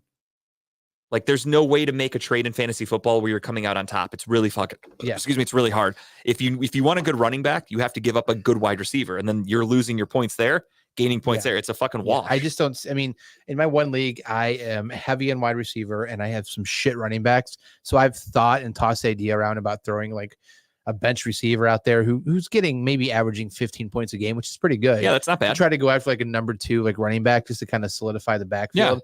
But I don't do trades. For some reason in my mind, I'm like, I drafted this team. I'm gonna ride or die with them. That's kind of how I am too. I'm like, I don't like cutting guys, even though like dude's not performing at all. But I'm like, because in the back of my took it. mind, I'm like, I'm gonna fucking cut this guy. He's gonna get. And he's gonna picked go up. off. He's gonna blow up. Like I know he's staying on my bench. yeah, I'm the same way. I rarely trade. In my one league, I do trade because I've been in it for 10 plus years. Yeah.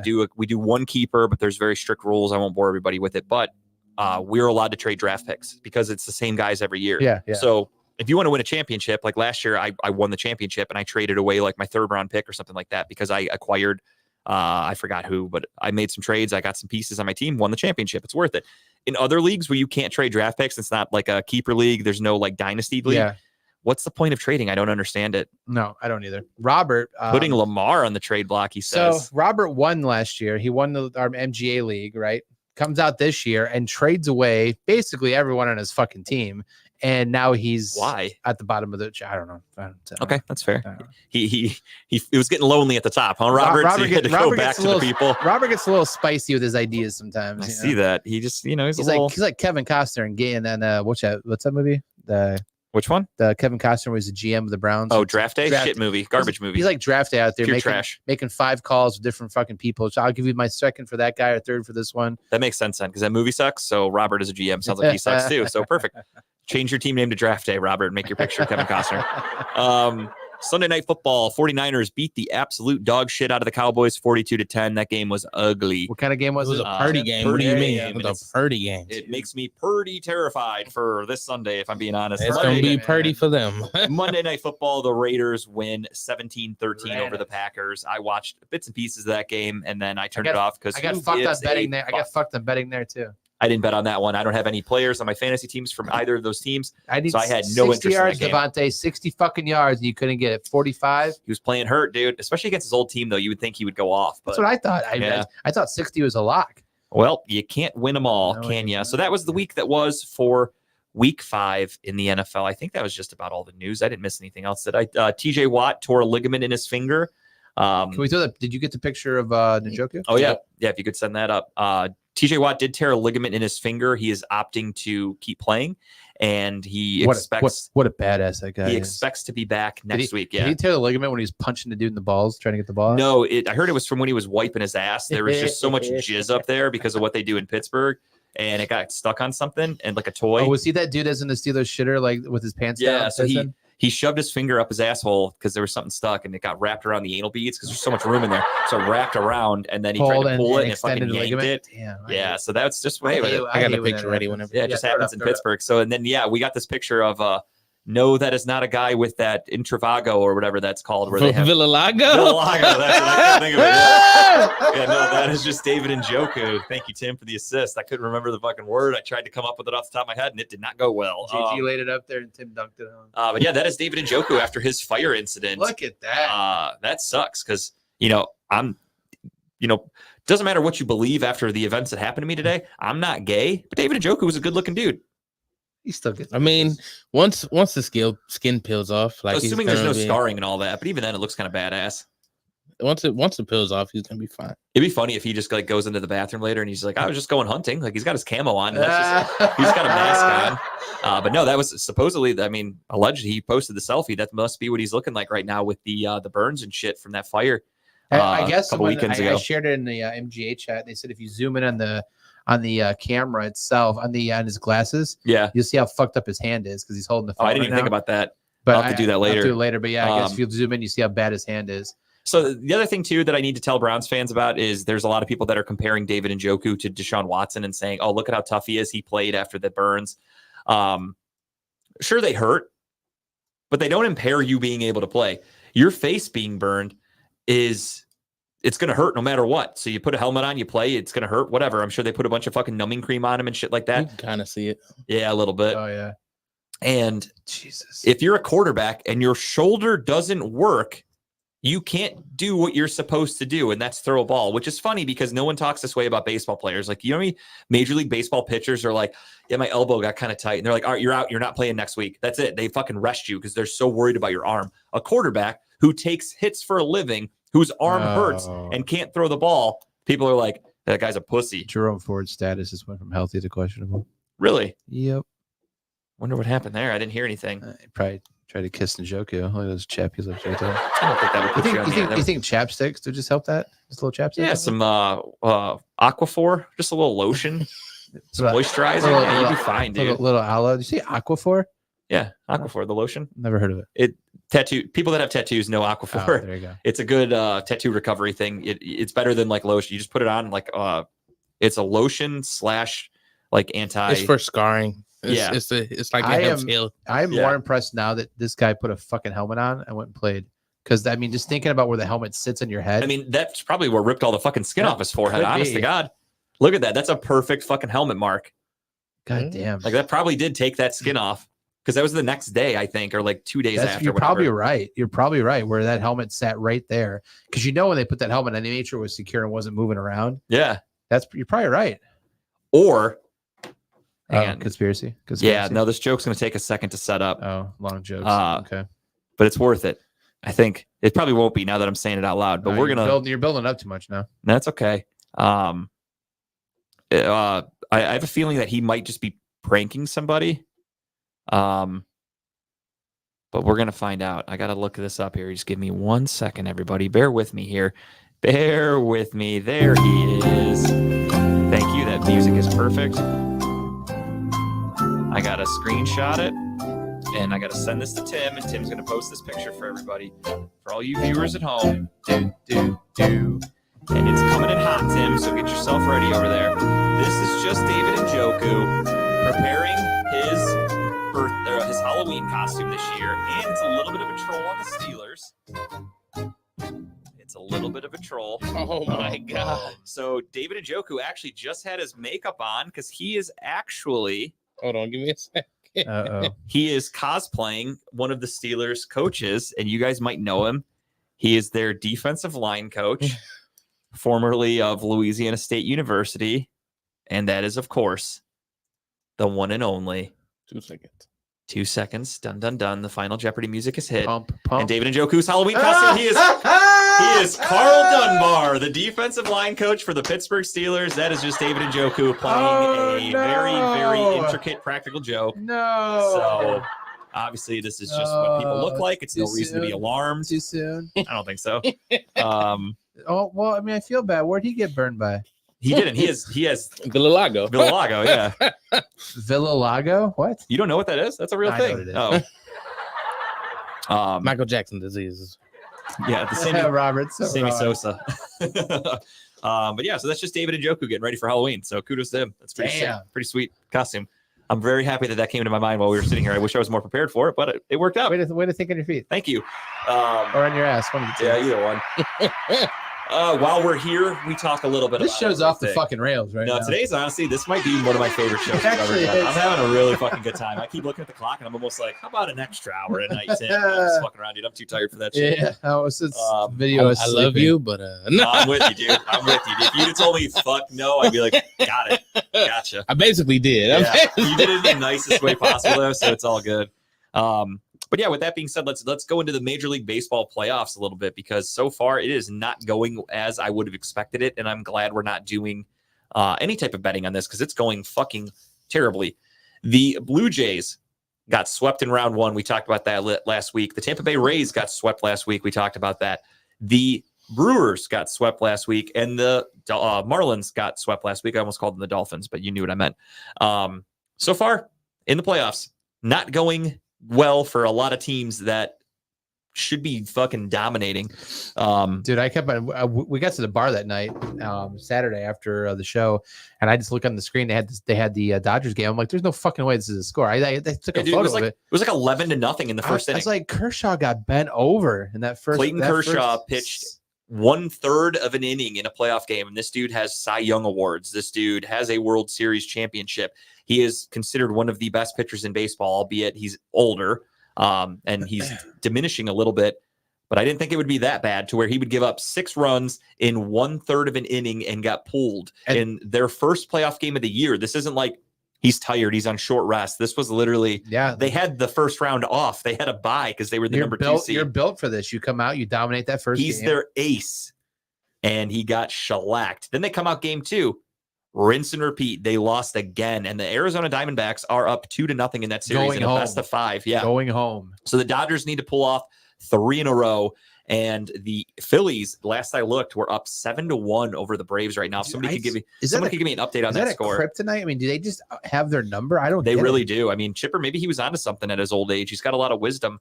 The Texas Rangers swept the number 1 seed Baltimore It's Orioles. 10-2, bottom of the 8. Okay, so Phillies are going to win that one. My buddies that I went to the draft with this year, or to Disney with, these younger kids, they're from Philadelphia. They love the Phillies. So I was talking mad shit on Monday when they went from a no-no to losing the game. I talked so much shit to them. It was fucking hysterical. It made me feel really good. This is a very weird baseball playoffs. Yeah, Houston leads the series 2-1 against Predictable. the. They're up right now tonight Yeah. too. They're up 2-1. I think they're gonna lock that series up. The Twins are going home.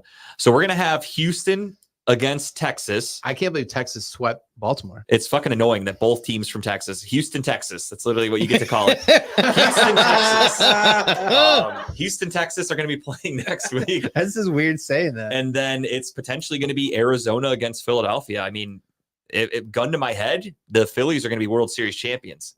No, I think Texas is pretty good. Texas is dominating right now, though. That's the issue. I was talking about this with a friend of show, Greg Sherwood, over the weekend. I hate the new playoff format. I miss when it was just 4 teams. Yeah. Get rid of that fucking wild card Yeah. bullshit. I think Just we go talked about for this it. last week, And even just maybe. go, yeah. Just give me 1 wild card, 3 division winners, done. Go. Now you've got Texas, who is a hot team. These teams get hot at the end of this at the end of the Yep. year. These wild card teams, they come in. The Phillies, the fucking Diamondbacks, the Rangers. You have these young teams that get hot at the end, and they just come into the playoffs still playing In hot. Texas defense, they do have some experience in playoffs in that team. For sure. They So- traded for Max Scherzer in the offseason. They have Jacob DeGrom. They've got a veteran team. And, at some you came positions. against Baltimore, who's a very young team. Yeah. Baltimore's gonna be around for a while. Though. Baltimore is a team that has been dog shit for the last like fucking decade or so. Yeah. And then Trust the they process. played so well this year with Adley Rushman that they were the 1 seed. They went from being one of the worst teams in baseball to the 1 seed to getting swept first round of the playoffs. Kind of embarrassing for them. But yeah, right now we're looking at a Final Four of Houston, Texas against Arizona Phillies. I like the Arizona Phillies name better. Yeah, the Philadelphia Diamondbacks. I like That one kind of cool too, because there's never going to be a fucking Diamondback snake in a rattlesnake in. So right now, Philadelphia. gun to your head, you're saying Philly. They just have it all. Their offense is too much. I think that's my issue. Bruce Bochy could take the 3rd team. Oh, this will be his 3rd. I didn't even think about that, dude. Bruce Bochy. Holy shit. I mean, don't get me wrong. After their cheating scandal and how it cost the Guardians, or at the time the Indians, some playoff appearances, fuck the Houston Astros. I literally hate that team with a passion, almost as much as if they were in our division like a rival. Yeah. So I wish them nothing but the worst. So in the AL, I am definitely pulling for the Rangers, no matter what, because obviously fuck the Twins too. I don't want either of them to succeed. And then in the National League, I mean, I'm a Dodgers fan for my favorite National League team, so I'm pulling for them for a 3-game come from Highly behind sweep. unlikely, but Agreed. I like but your, worst case, I guess I'm going to pull for the Phillies because I do have that sick Bryce Harper autograph card. So the more bumps it up. the more championships and MVPs and shit like that this dude wins, more money for the soon-to-be girl dad over here, dude. I need that fucking money. I need those shekels. You're written in not the gonna bank. sell the card.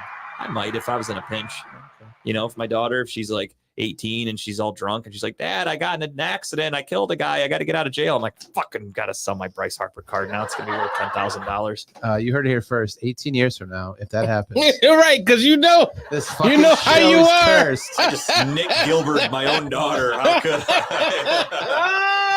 Shit. And we got it on tape. This Hey, might be added. This might be in- fucking ancient. If that No, in event, my but- defense, I don't think I ever.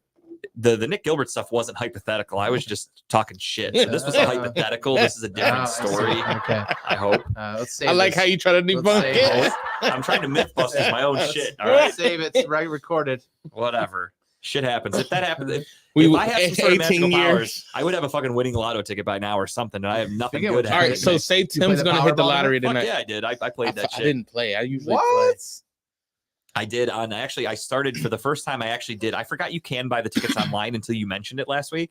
Yeah. So now that's all I do. Yeah, that's what I do. I never did that. I actually would go to a store. I'd fucking I use the kiosk, but I would still just like put my card in, get a $20 ticket, and ironically enough, I used the website for the first time in my fucking life the other night. They got an app, dude.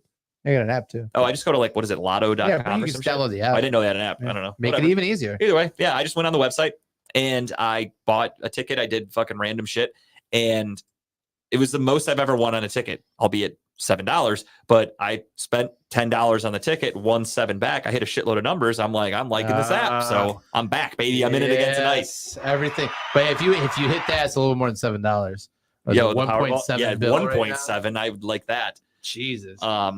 Dude, I would take fucking like Nobody's gonna hit tonight, so I can play Friday. I would take so much less than that. Like, I love when people are like thinking about it. They're like, would you take the full payout or would you take it in increments? I'm like, dude, give me a fucking million and I'll go running naked through anywhere you Yeah, want. Like, yeah. I'll do some weird shit for money. And the fact that people are like, Illuminati. they're contemplating, like, do I want all of it at once or do I want payments or Oh, do I I want want- half of it? Like, Give me the fucking lump sum. yeah, give me the lump sum because at 1.7, that lump sum is going to be more than enough. Yeah. Way Only more than enough. reason why I would take payments because I don't want to blow it. That's kind of cool, though. Yeah, Think about but this. I don't know, man. If you just take that money, you invest a good chunk of it, and you don't touch that money, right? Yeah, literally put it's like just making money for you. put 500 million in the fucking bank just for interest. Live off the rest. You will be more than fine. You're whatever Maybe financial, more than your, that. your lawyer or financial advisor just make money for you. You go enjoy fucking life, man. And all you're doing is getting dividend checks at the end of each year. Hey, you just made another $1 this year. Yeah, Sweet. Steve. As we learned last week, I would do just about anything Here for a good amount comes of the money. pegging again. Hey, for that kind of money for T Swift, sign me up. If I had to sit on a fucking dildo at that show on Saturday morning with Kyle and Jess Oh for my a good amount of god. money in that theater, it is what it is. Well, you want to get pegged in the theater in Taylor Swift? No, if it came with a lot of money, I mean, I would think about it. I'm not saying I would definitely do it. It all I comes would. back around. You know, Taylor Swift pegging, it all kind of works its I way would back. think into about the, it. Yeah. Sensing a trend here. Mm. But yeah, I the This Major is League. the most fucking squirrel show ever, by the way. I love it. It is though. I love It is. Steve, there's a lot of young kids, but they turn the lights down in a movie theater. You're good. Ask Pee Wee Herman. You're fine. Well, I guess you can't ask him I anymore. purposely got the aisle seat, so I'm not next to anyone but myself and my wife. Until you just get surrounded by people anyway. So like Yeah. you're kind of fucked regardless. Not literally. I want Not to as fucked as you would be. Literally. Yeah. Not as fucked as you would be. Is it considered fucking if it's just shoving something on my ass? Is that considered fucking? It's considered It fucking. is? Okay, I don't know. I'm asking. I'm trying to learn. So when I'm in front of a judge one day, I can So be like, you Your wanna know? Honor, Your Honor, it was not. I wasn't getting fucked in the theater. I was shoving stuff up my ass. There's a huge difference. Sir, he literally took "Go fuck yourself" to the limits that day. Yeah, I thought that was just figurative speaking. We're gonna do something we don't normally do here on Oh, Talking About God. Balls. We're gonna go and never mind. We're gonna talk about hockey for a second. Where's your mind going? Nothing. You Never talking mind. more about? We're I'm just on a tangent today with shit. See I don't that. know. I don't know where to go with my mind. I'm today. just worried. Kyle started throwing out some racist stuff earlier when you I accused me. I didn't throw shit out at all. I was just asking questions. I said monkeys because I'm going to the zoo, and it's a trigger word for Kyle, apparently. It is. It brings back Fucking Vietnam days. Jesus. Yeah, we're going to talk a little NHL, literally very little. I just wanted to bring this up. The season started yesterday. The puck dropped for a lot of teams. I did see a cool moment. As they say, some new rookie for the Chicago Blackhawks. He made his debut against the Penguins, who have 37-year-old Sidney Crosby. who's old as shit. And so that was like a cool thing, I guess. I didn't watch it. I personally don't give a fuck. But the season starts. I figured just for shits and giggles, let's all just predict who we think is going to be the Stanley Cup champion for the 2023-2024 season. I have no idea. I looked it up, and I would have never guessed this. I'll spoil it for you guys. I guess I take it back. You don't even have to go off of like Vegas odds. Just pick a team that you hope wins, I guess. But I won't even say who you think. Just say who you hope. It's probably going to be either one or two teams. It's probably going to be Las Vegas repeating or the Carolina, whatever. So Las Vegas wasn't even in like the top 5 for Vegas odds. Carolina's always up there, though. Carolina's plus 800. They were the leaders. Yeah. And then I think it was like, I don't remember. Maybe Tampa Bay was second. Mm-hmm. I don't remember. Where were the Columbus Blue Jackets at? Honestly, DraftKings wouldn't even let you place a bet on them because they're so bad. DraftKings is like, they're like, nah, dude, we're not even going to take your money if you're this fucking desperate. My LA Kings, though, they are not that far off. They're like maybe 10th or so. They were plus 2,200 to win it all. They had a pretty good team last year. Some money on them? No, I didn't. I'm not betting on hockey. I know the Kings aren't winning it this year more than likely, but at least it's fun. If they make the playoffs, that's fun to watch. I watched them last year. I do enjoy playoff hockey. It's very, very slow, but it's very fun. The Red Wings, just because that's all I know. I think Why not? Robert Go likes the for 'em. Rangers in baseball and hockey. I don't think Robert knows what we're talking about. He thinks we're still talking about baseball, maybe. He's like, give me the Texas Rangers in hockey too. Texas Rangers.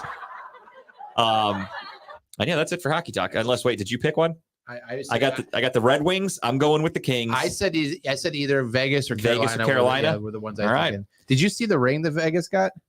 I didn't see the ring. I did see the video of like how the guy had to come out and like pull the slot and then like the fucking video started. That was really cool. That was very cool. Really cool. But I mean, you're in fucking Vegas. They better have like a really great production if you win a championship. Mike was in my brother-in-law Mike was in Vegas last year when they won the Stanley Cup. Oh, really? Like he was there the day that they won the cup, and he said Vegas was a fucking shit show. I wonder how many of those people are actually Vegas like residents and Vegas Knights fans. The Vegas residents are the ones you see homeless down the side. Yeah, they're the ones that aren't. They're not going to shit. Nobody lives in. Yeah, that's sweet though. I mean, I would love to be in a city when a championship happens. We almost did it in Cleveland. Edmonton over Boston. The Edmonton Oilers over the Boston Bruins. I mean, that could happen. I don't know shit about hockey, so I don't even know are those teams good. I have no fucking idea. You're not really black, Robert. I went on DraftKings and I looked up NHL futures. That is very true. Yeah, when you say that, you lose your black card, bro. I'm sorry. Tim just took that shit. Some black hockey players, Tim. What are you talking about? There's like one. And then the pup. Yeah, there's honestly like each team has like a token black guy now. Like that's it. It's like a prerequisite. There's a Rooney rule of the NHL. They're like, you got to have at least one black roster member, and they're like, oh shit, and all these racist Russians just hate him. I just assume. I'm just guessing here, speculating. If they do, they beat the fuck out of the puck because it's black. But hockey's part black. Hockey's a Canadian sport, so I don't know. Were they known for like slavery and racism and shit in Canada? Absolutely, they were. Or they French Canadians? I don't know. I just assume they were equal rights. I've been to Canada a handful of times, and they've always been so fucking nice. So you're white. Yeah, that's very true. They have treated me with a lot of respect, and they're very polite. So that's a good point. That's a good call. Tim can't cross the border. Well, Tim, I can't go in blackface anymore because I'll get canceled. So what do you want me to do? How do you want me to walk a day in your shoes if I can't do it without getting canceled? We do wear the same size shoe, I believe. It's a double-edged sword. You wear 14? Oh, well, my shoe's bigger. Oh, okay. All right. What size shoe do you wear? 15, 16. Jesus, Shaq, calm the fuck down. You got those fucking E's, though. Those things are wide, aren't they? Yeah. Hell yeah. You got to do that. I get wide shoes, too. I got wide-ass feet. I wear Vans. I try to, at least. My fucking feet are so wide, they just rip them eventually. It's sad, but I'm still going for it. Squirrel. All right, moving on from hockey. Big squirrel. Hey, Tim brought up the shoes. That's not a squirrel. That was a relevant topic. So yeah, there's your NHL pick of the week. Pick of the year. I'm sorry. Rails today. Well, we are a show that goes off the rails, and there are some shows at Redline Radio that stay on the rails, even though they're not supposed to. Some shows do rails. No, they kicked him off. Oh, okay. My bad. I'm just kidding. Saturdays, though, you can get on a show. We're off the rails, but some shows might call that unscripted. And there's a show on Saturday morning from 10 Nice to 12 called transition. Unscripted. And it is with Dave and or Adam and or Chipper and or whoever they get to fill in. It's a good show. They're always talking about everything, literally just whatever's going on around in the world or whatever's going on in their lives. So if you like what we do for the first half hour or so of our show where we're just shooting the shit, bullshitting, having a good time, then you're going to want to check out Unscripted because then you're going to see that we're the best at it because what we can do in that half hour is way more entertaining and nothing against those guys by any stretch. I don't mean this as a knock. We just have some fucking wild lives. It's fun stories. Give me Justin and I have Mike and we'll be good to go. Yeah, so that's all we need. So Unscripted is from 10 to 12 on Saturday mornings. You have TMI, Too Much Information from 5 to 8, the 3-hour show on Saturday nights, and then Comedy and Cocktails with Jen, 8:30 to 9:30. On Sunday mornings, you saw us there last week. You've got the Steel City Running Lates, never starting on time. They are from 10-ish till 12. Loud and Local with Jeff James from 7:30 to 9:30. Check him out on Sunday nights. Tell him JG sent you. He'll know who that is. Mondays, we are off. That is our sabbatical. That is our day of the week where we rest for the Lord.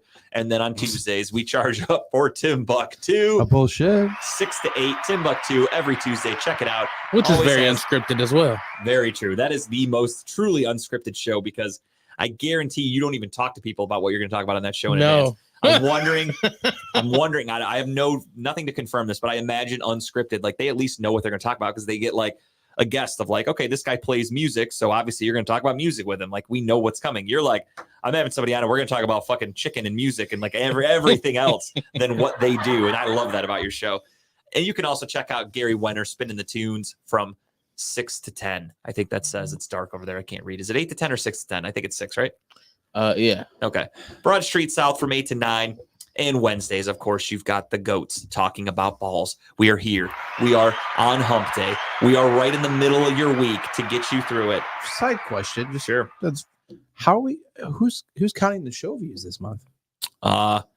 I mean, it's going to be the same as every other month. It's all made up bullshit anyway, so I don't think it really matters. Like whose line is everybody's? Yeah. Here's the rule. Welcome to Redline Radio, where the points don't matter and the scores don't count. That's exactly what Redline Radio is. On Thursdays, you've got New our boy that tagline. checked in. You've got that guy Dub from 3 to 4. Check him out, of course. Tell him Talking About Ball sent you. Lex Robert, Vegas you from always 7 to 8 for the culture, killing it. Lex Vegas puts on one of the best shows of Redline Radio. He is a man that can host anything. He can talk about anything. He brings it, and he brings it hard. Broad Street South from 8 to 9. And then that is it for Redline Radio. Obviously, we have a huge gap missing on Friday nights. I think you guys all know who I'm talking about, and we want to send our condolences because we do, we feel partially to blame. But whatever. Just want to say, Grape, I miss you, dude. Friday nights, I miss you. Out of you, Grape. We'll have you on one day, and I hope we can get you here in studio. That'd be fucking phenomenal. So we'll do that. You like that? I twisted that dick on that one. Nobody saw that coming. I was ready for it. I was What a honestly ready for What a it. setup. I was honestly ready for We it. call that the old Jesselnick setup and You the like old that? fucking side. That's what you U-turn. do. Right when you think you know what I'm about to do, I change it. Robert, you're always welcome. Just give me like a week's notice and we'll get the contract signed. You got to sign a waiver though. I don't agree with that. You're always welcome my ass. No, I'm just kidding. He's always welcoming your ass. What? A lot of ass talk today. And I didn't A lot say of that. ass talk. Play it back, Tim. Do we have that technology? Can we play it back? No, we don't. The internet would go out if we had to restart something. Well, we don't talk about internet on here. The first rule of red line is you don't talk about internet. It's like the Fight Club. Oh my First rule of Red Line, god. don't talk about internet. Second rule of Fight Club, Don't talk about the don't chair. talk about chairs. Goddamn. Third rule of Red Line, you don't invite Grape on your show. Hey! All right, we've officially gone too far. I'm definitely getting an angry message about this later, and I am okay with it. I knew going into when we started talking that was going to happen. So Jokes, Dave. it Jokes. happens. I know. David said earlier, he's like, I know it's funny. He's setting me up for jokes. I hope he takes all this with a open mind, but he won't. Speaking then of again, jokes, Then again, I won't have anybody complaining with their families anymore. I won't get any of those messages either. So I have my entire family watching tonight. take the good and the bad. Well, I hope they don't end up making you feel like you're a bad husband and then telling Dave to tell me to stop. There's some emails coming shortly, by the way. I'm okay with it. If they need my email address, just tell them to ask me. I'm happy to send it. With that being said, let's get into our week 6 picks. We're going to do that because I want to leave a little bit of extra time for us to actually break down the Browns and Niners and talk about what the Do we have to? going ons in Berea this week. Yeah, we have to. Unfortunately, I don't want to, but we have to. It's going to be ugly. But It's Browns football. So when is it not ugly? Let's be honest. I'm catching up, guys. I'm catching up. You really are. Tim had a fucking hell of a week. I had probably the worst week of my fucking life, truthfully, when it comes to doing our picks. So without further ado, let me try to get that train back on its track here, and we will update you all. As you can see, the scoreboard update there. Kyle is in first place with a 50-29 win. Again, for those of you that might be new or haven't been paying attention, we have introduced you're allowed to pick the spread for one game. If you get it right, it is a bonus point. If you get it wrong, no harm, no foul. So Kyle has gotten one, Tim has gotten one, I have not. So if you notice the math's a little funky with the scores, that's because we do bonus points. So with that being said, let's get into picks. Right now, it is Kyle 50-29, JG 40-38, Timbuck 44-35. We are all pretty damn tight. All it takes is one good week or one bad week, and that could really fucking change everything. Swing some momentum. You took a huge gain this week. You're catching up, gaining ground. I needed that. Kyle extended his lead by a game, and I pretty much stayed where I was at because I had a fucking 500 week and it was garbage and shit, and I hate it. So let's move on to week 6. Thursday night football, Broncos and Chiefs. I'll quickly ask, does anybody want the Broncos? No, fuck no. Give it. Think so. KC across the board. KC and the Sunshine Band. Let me get a fucking point here because I need it desperately. Then we get into Sunday and we are back. We are in. I don't even know where they're at. It's international. I don't even know what. Are they in Germany? I have no idea. It should be Germany, yeah. It is? Okay. So in Germany, you've got the Ravens taking on the Tennessee Tits. And the Tennessee Titans are not a very good team this year. I think we've seen Jekyll and Hyde from them. We've seen the good. We've seen the bad. The Ravens, same thing. The Ravens at one point looked like they were going to run away with the AFC North. And last week they go to Pittsburgh and they shit down their leg. Which team shows up in Germany? I don't know. They said Baltimore's favorite. The way they played last week, I don't know how, but yeah, I mean, I look at it. I'd have to look into it. I think the Titans run a bye last week, right? No, they lost to the Colts. Both teams played last week, so both teams don't have an advantage of being there an extra week. Both are going in. They're going to be jet lagged together. I'm looking at it as an even matchup. And with these two teams on a neutral site, even matchup, I can't in good faith take the Titans. Yeah. I'm with Tim. We got to sweep of Baltimore. Taking the Ravens. We got to sweep. Robert is taking the Titans. Is he? Let's see how Robert's picks do. Robert, if you can go over 500, maybe we'll think about having you on the show. So first and foremost, I want you to know, Robert, I barely keep track of my own shit. So you're keeping track of your scores this week. So put your picks in there with us, Robert. Write them down. And I want a picture of these picks sent to Kyle before the games start tomorrow night. So there's no fucking editing and changing like you do your score at golf. And we're going to make sure you stick to it. You see how I came and brought it all back around there? That's what I do. It goes both ways. That's for Robert. That noise, the womp womp. That's for Robert cheating at golf. And the laugh is for me, of course. Next up, we've got the Commanders and the Falcons. The 2-3 Commanders who just shit the bed against the Bears against the 3-2 Falcons, who how the fuck are they 3-2? They're not a very good team. I don't understand it. I'm going to start this one out because I'm going to go ahead and take this one plus the points. Give me the Commanders plus the 2.5. Wow. Okay. Plus 2.5. Double down. I am not confident enough to give them the points, but I was going to take the Commanders as well. So I will do that. Give me Dub, man. I'm riding with Dub again. You're going with Washington, of course. No, I'm riding with Dub. Dub. I'm sorry. I thought Dub. Yeah. You kind of fucked me up there.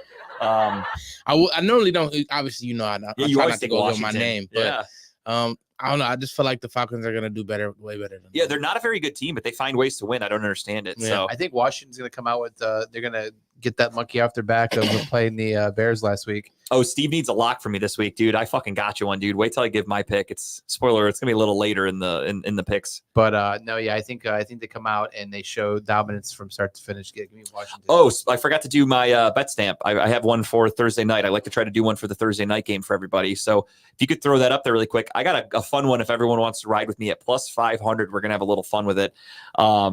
I have for the Chiefs and Broncos game, even though he's a little banged up, even though he's a little hurt, he's tough. He's from Cleveland Heights. You guys know who the fuck I'm talking about. He's pegging Taylor Swift or she's pegging him. Somebody's pegging. I don't even know what they're doing in the bedroom, but I bet it's kinky and I bet it's sweaty and hot and I love it. Travis Kelce. Give me a Travis Kelce first touchdown. That is my Thursday night BetStamp pick of the week. As you can see there, if you go on BetStamp, they tell you where you're going to get the best odds, and that is, of course, plus 500 at Barstool Sports. If you go to www.signupexpert.com, but you can skip the W's. It's 2023. We don't do that shit anymore. Signupexpert.com/TBB. That's going to hook you up with all the freebies that the sites have to offer if you've never signed up for them before. It's going to give you bonus bets. And what a bonus bet is free fucking money. That's free money you get to bet with. And if you win, you get to keep it. I'm not fucking with you guys. There are deposit bonuses where they will literally match your deposit. You can just cash your deposit out, your actual money, and you can bet with their free money. And then you're going to get to win or keep whatever you win. So do it. It's a fucking no-brainer, guys. Go to it. Signupexpert.com/TBB. Use our link. Sign up for some betting apps. Get some free money. Save yourself some money up here for the holidays. And it's going to be fucking beautiful. And you can thank Talking About Balls for that. But for my Thursday night BetStamp pick of the week, my lock. It's not a lock, actually. Don't bet a lot of money on it. It's just a fun one. Travis Kelce, first touchdown. Give it to me. I like it. Now let's get back to where we were. 2 Washingtons and 1 Atlanta. Thank you very much. That's where we're at. Then we're going down to the dirty Cincinnati, and we're going to see, can the Seahawks... Kentucky nasty. Kentucky. Yeah. The Cincinnati. Can the Seahawks travel all the way from the Pacific Northwest to Cincinnati I hope so. That would suck. on a Sunday? I mean, they could they could take a bus if they left today. That's true. They are going to have to go to Cincinnati, and they're going to have to play at 1:00 Sunday. Seahawks at Bengals. Mm-hmm. This is a tough one. Right now, Vegas has it Cincinnati -2.5, meaning they don't really know who to pick. They're giving them the home field advantage a little bit. Seattle's coming off a bye week. Cincinnati just came from Arizona, and they look good. I'm not going to lie. They look damn good. Jamar Chase had 3 touchdowns. Joe Burrow kind of looked like his old self a little bit. They beat the fuck out of the Cardinals. I think everybody knows that. Excuse me. It's also the Cardinals. What's up? Said it's also the Cardinals. Right. The Cardinals are a gritty, fun team. You give them credit for trying, but they're not a very good team. Let's be honest. With that being said, after a bye, they're going to be way healthier than the Bengals. I'm with Kyle. I don't think Joe Burrow is healthy. Give me the Seahawks. Good pick. I'm also riding with the Hawks from Seattle. This is tough because my gut tells me Tim is right now just he's not sure which animal noise to make. That's the problem he's got. When there are 2 they teams, sound the same. Yeah, when there are 2 teams with animals as their mascot and team name, Tim gets really torn. So it's got to be eating him up right now. Because it unfortunately prevents him from being able to make that noise later because the game options just are small. So 2 animals, we hate to see it, animal and animal violence. because he sang that song, I'm going with wow. Yeah. Ooh. Bengals. All right. So we got 2 Seattles and 1 Cincinnati. All right. Next up, you've got the Gardner Minshew Indianapolis Colts against the Sunshine. Trevor Lawrence led Jacksonville They're Jaguars. better without Richardson right now. It's very possible. He's a shitty quarterback. I try to tell everybody that. Minshew's a very serviceable backup, man. He is a 50% passer, which is god awful as a quarterback. His only thing that he can do well is run the ball because he's big, and then he just gets hurt. Oh, so, sorry, I thought it up Gardner Minshew. Oh no, I was talking about Richardson. Okay, I was actually very serviceable backup, but no, I thought you were talking about Richardson there too. no, yeah, that's it. I got the Jaguars in this one.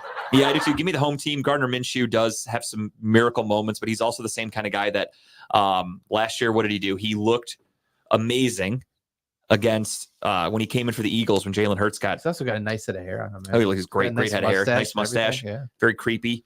very creepy. But he looked really good when he came in for the Eagles last year. I remember this was in one of my leagues. I really needed a win desperately, so I picked him up on waivers, and I started him, and he fucking sucked. He did nothing the one week. I remember that game. Yeah, because I think I picked him up. It might have been against, I forgot who they played, but he sucked in one of his games. It was a primetime game, wasn't it? Yeah, yeah, it was a big one. That, yeah. And he's just that kind of quarterback. He's hot and cold. So with that being said, I think the Jags come away from London with 2 huge wins. They're trying to reestablish dominance in the AFC South. And the only way to do that is you beat the team that is tied for first place with you in the AFC South. You have to win division games. I think the Jaguars are the better team. Give me the Jags. I'm riding with Robert here. Give me the Jaggies. The Jaggies. Oh, I love that. That's a spicy Jaguar. That kind of made me horny, dude. I'm not gonna lie. So we got a clean sweep of Jags there. Yes. Yeah, Steve, I talked about that earlier. We were breaking down week 5. I said him, Connor, and Justin Jefferson all going to IR. Fucking bad weekend for some people. Especially fantasy owners. So Jacksonville there for everybody. Next up, you've got the Panthers and the Dolphins. Does anybody want the Panthers? No. Do the Dolphins break their 70-point I don't know. record No. here? The Panthers are that fucking bad, dude. The Panthers have an okay defense. The though. Panthers just gave up 40 to the fucking Lions the other day Yeah. without Amon-Ra St. Brown and without Jahmyr Gibbs. I don't know. This is they don't have whatever the fuck his name is that running back. You think this is a statement game for him to come out and just go ahead and put down 75 points now? I mean, it could be. I think they want to go So for. this is the week you start the entire Miami offense. What you're saying? They want to go for some records. Like I think they. it's out for the Dolphins now. That running back. I forgot his name. He's got a strange name, and he kind of came from. Achu. Yeah, bless you. Yeah. So I mean, I don't think the Dolphins. I don't think they're going to break the scoring record. As fucking cool as that would be. He really is, dude. I tried to warn everybody going into the draft. I'm like, dude, Bryce Young is so fucking small. He's never going to make it in the NFL. And lo and behold, I was right He's again. like some high school kid who's just out there running around with big guys. It's crazy. That's exactly what he looks like. He looks like a child. It's fucking weird. Someone get you So a yeah, chain. Dolphins for everybody. Achu. I was close. Yeah, Achu, definitely. Achu. And I would, it's almost basically, it's a 2 touchdown advantage. It's 13 and a half points. I'm not willing to take that for my pick 'em, although I think it's pretty easy. I think it would be a pretty safe one, Think but I'm so? not doing it. I'm not Oh. doing it. Dude, honestly, I think they're Make going a to win. wish quarterback. I think the Dolphins win this game by 20 plus points. I really do. You heard it here first. How but many? By 20. Well, then take that as your giving. No, I have one for that already. Okay. I have one. Okay. I've got one All right. locked and loaded in the chamber. Okie dokie. I don't shoot early. I'm not Cheddar Bob. All right. I know what I'm doing. Cheddar Bob. All right. So I give love me that movie. Miami for everybody. Next up, Vikings and the Bears. I cannot believe the Vikings are one. Fucking Oh my. Vikings without Justin Jefferson. I still think they're the better team, though. Yeah. I don't think we're going to get a repeat of that Justin Fields, DJ Moore combination that we saw on Thursday Night Football. I just, until I see it twice, I don't believe lightning can The- strike in the same The place. spread thinks you might get that. Yeah. 2.5 Minnesota. They think it's going to be close. I think that's because it's a road game for the Vikings. If it were a home game, it would probably be more like 5 or 6, I think, for the Vikings. It'd be a little more. So I think Vegas has pretty good belief that the Vikings are going to win this game. So I'm going to go with them. I'm going with the Vikings. Yeah, I'm taking the Vikings here as well. I need a big week out of Kirk Cousins first off. I in just, fantasy, Ooh, that's but tough. Ooh. Skull, baby. That's a Viking horn if I ever heard one. That's a good. That was very good. That's why I let it finish. I was like, I want to see where this goes. But until I see Justin Fields and the Chicago Bears play like that twice, Yeah. I can't assume that they're going to ever play like that again.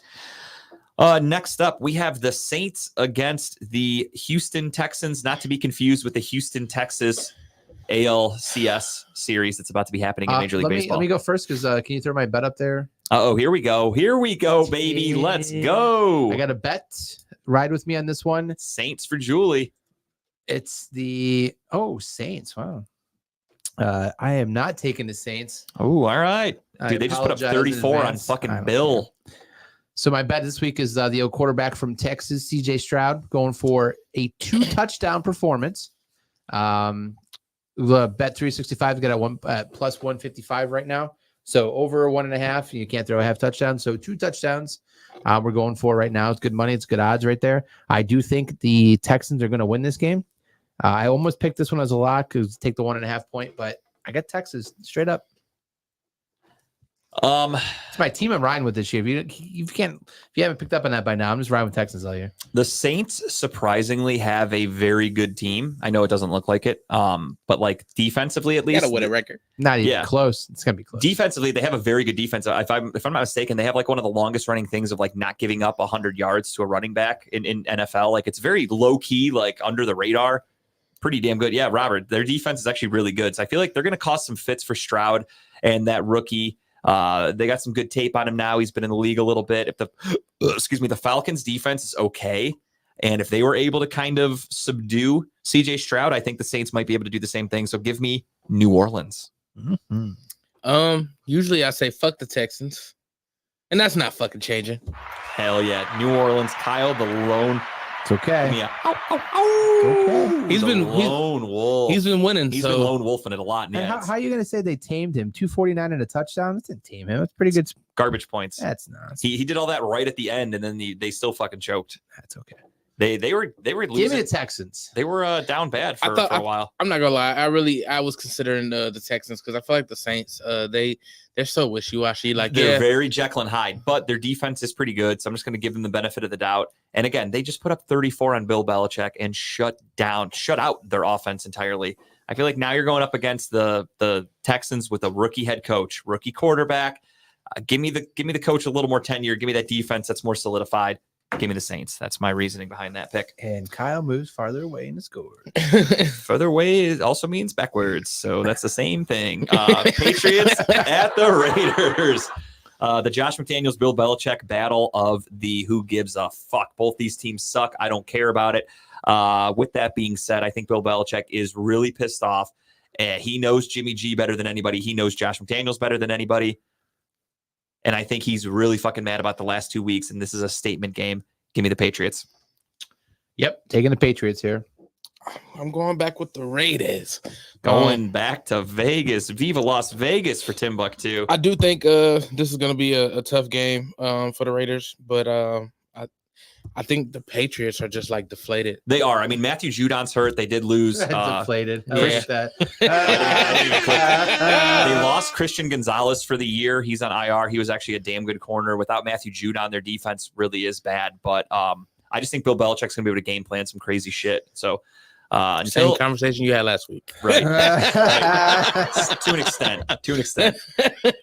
More so last week was because I thought Derek Carr's injury was way worse than it actually was. So I was like, give me the Patriots over a banged up Derek Carr, and it did not end well for me. At least I don't think I took. I gotta go back. Let me double down. You took the Patriots last week.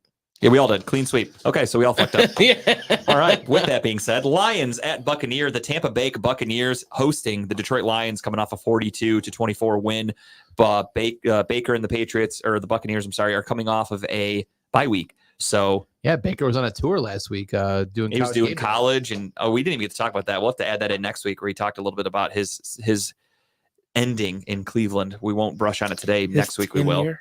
Yeah, his small cup of coffee that he came to Cleveland for. Give me the Lions. I think the Lions are legit. I think they're a damn good team. Tampa Bay, again, Baker Mayfield's a good quarterback, not great. He can get found out pretty easily by defenses, as you saw against what he did against the Eagles. The Lions are a legit contender. Baker, even back in his Cleveland days, has usually always struggled against contenders in big games. He just doesn't play well against good defenses and good teams. I feel like he struggled against the Lions specifically. He did. That was his shoulder game where he was really hurt. That was when he went out there and played, and the fans were like, Oh, Fire. Julie Baker in the Bucks. she's a Baker honk.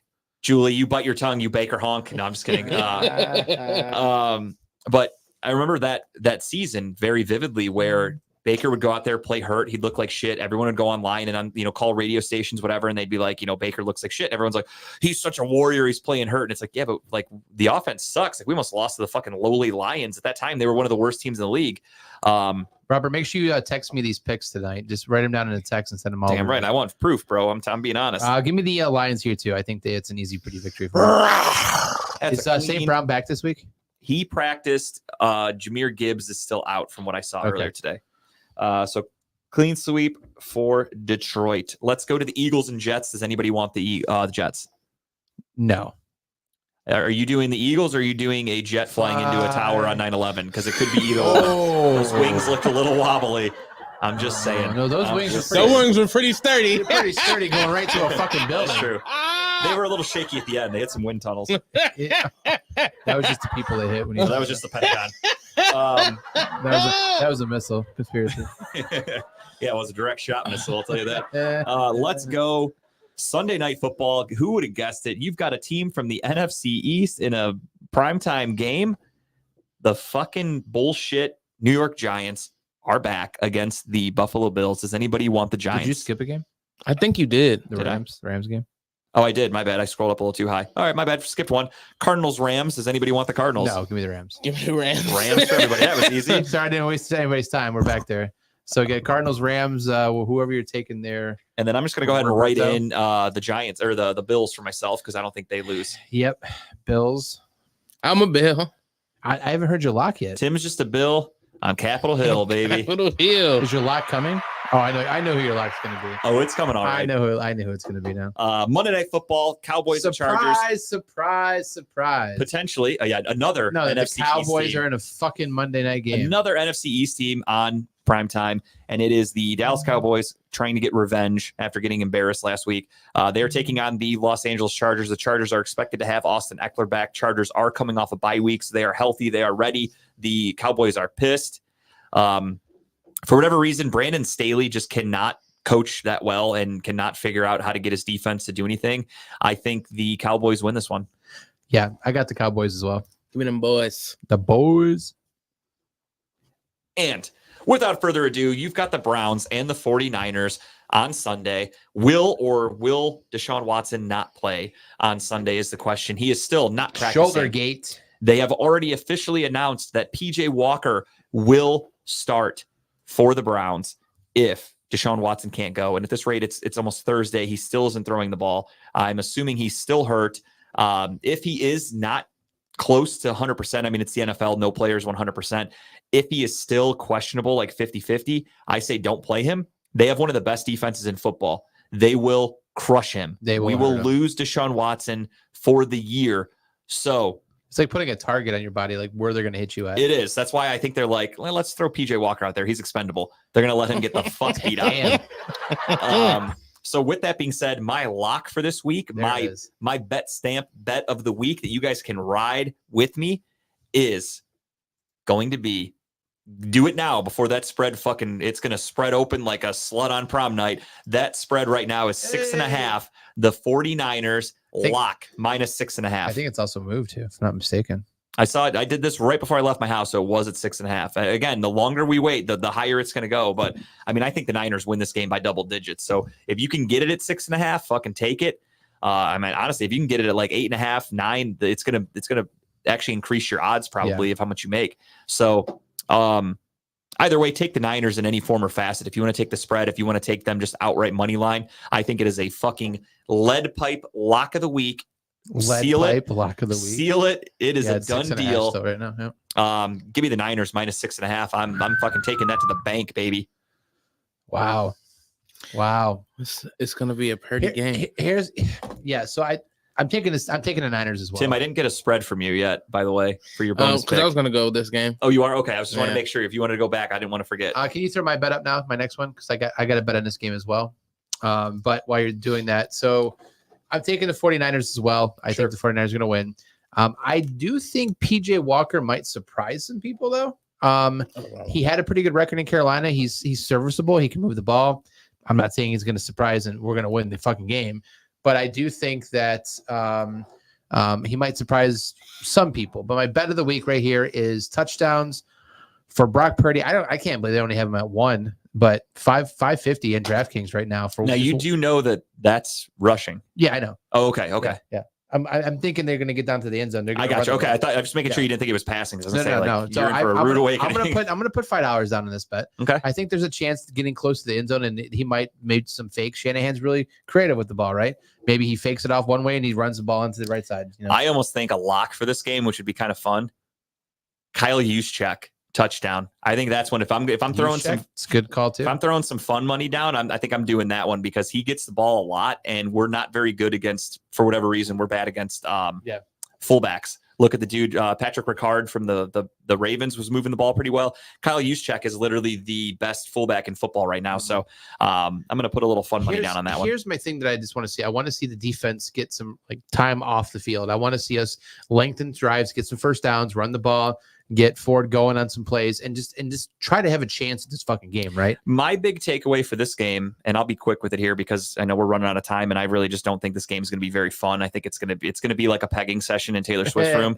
But I really think that for me, the main thing I can look at, especially if Deshaun Watson doesn't play, if Deshaun Watson does play, I think it's going to be painful no matter what, because I don't think he's healthy. So I think it's going to be ugly regardless of who our quarterback is.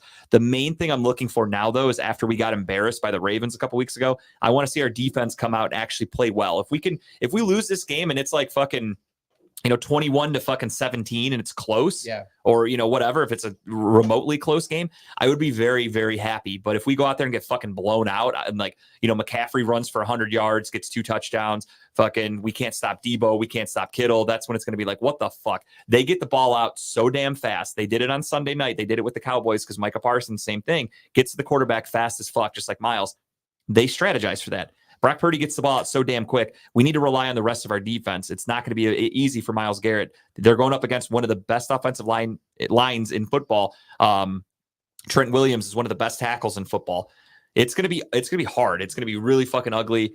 Robert, I saw something with Ford just now. I just mentioned we were in the air. I don't know what happened to him, but he with what happened to Jerome Ford? Anybody have any info? Kyle found that while we were sitting here. I have no information. I just saw that he went questionable. That's all. So yeah, Pierre Strong. That's scary. He might start. That's crazy. Which I don't think he would start. I think it would be Kareem Hunt, right? Yeah, it'd probably be Kareem Hunt. You're right. But yeah, we'll see. It's gonna be a very ugly game. I agree, but I just hope it's not embarrassing. Like, let's maybe lose by. That's what I want. Like, if the offense touchdown. can't get it moving, at least the defense can keep you in the game. Yeah. Whereas the Ravens, so that's it. I'm Tim. You're taking. You ready for your bet? It's a Purdy game. Purdy game. You're taking the spread also. Yeah. Okay, I respect it. I hate to see it. We're at home. People are gonna be upset. You're Hopefully, taking San Fran, right? Ford, Bitonio. I'm taking San Fran. Watson and Garrett are all questionable. Garrett was walking in a boot Monday. Oh, we're fucked. Yeah, that's not great. Don't love that. Don't like it. No, sir, I don't like it. Don't love that. What do we got? I seen something about his ankle. Don't know if it's true. Robert Schefter reporting. He calls himself It's Robert Schefter. Definitely not true then if it's Robert Schefter. Yeah, so those are your picks for week 6. We'll see how we do this week, trying to make a little progress back. Going to be ugly for the Browns, though. I'm not excited for this game. This is like, what really sucks is the last game we played, we got fucking annihilated by the Ravens. Then we went on a bye week, so I had to sit on this game. And then now I get to come back, and it's going to be another fucking painful loss, more than likely, to the Niners. It's just ugly as fuck. And then the schedule opens up. The Noah comes in, or whoever the fuck parts the Red Sea. Was that Noah? yeah, Moses. Moses. I always get that wrong. I don't know. I don't go to church. I don't care Noah about that built the stuff. ark and You saved the heathen. animals. That's fine. I've been called worse. So Noah's ark. yeah, somebody's going to come in and part the Red Sea, and it's going to be a beautiful schedule with, the Seahawks and the fucking Cardinals and some shitty Colts teams. And it's Sure going to about be, that? I'm excited. Yes. Okay. Very excited for the future. What I'm also excited about is to hear what Tim has for Just the Tip. Let's get into Just the Tip, everybody. Everyone's favorite segment. Let's do it. Timbuktu, what do you got for the people? My tip of the week is actually what I said last week. I was on the Michael Collier show last Tuesday, and it was a phenomenal time. Yes, sir. Killed it, man. I will be there in 2 more Tuesdays, man. I'm pretty excited to go back on. I posted the video on all my social medias at this point. It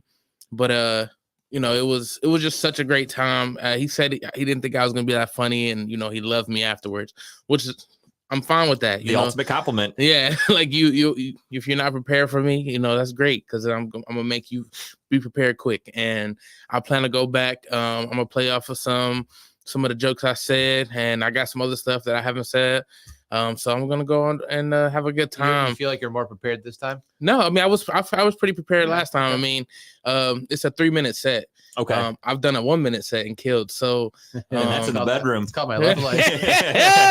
right. So I definitely think I'm gonna go back and do good. Obviously, I feel a little more nervous on the second show always, because now you have expectations, kind of. Yeah, kind of, for sort of. sure. Not so much just expectations, but like I want to make sure I'm not saying the same stuff. Which, I mean, I have more stuff in the bag, Right. so it's not like I'm that worried. But it definitely hits different when you hear different jokes. Like you're prepared for the fat jokes, whereas before you're not prepared for the fat jokes. Yeah, it's just like seeing a comedian in real life. Like if there's a comedian you like and you see him a couple times, after a while, or even a comedian you don't like, there's guys out there who are, I'm like, I don't really like him because all he does is talk about this. Like it's the same stuff every time. Like Yeah.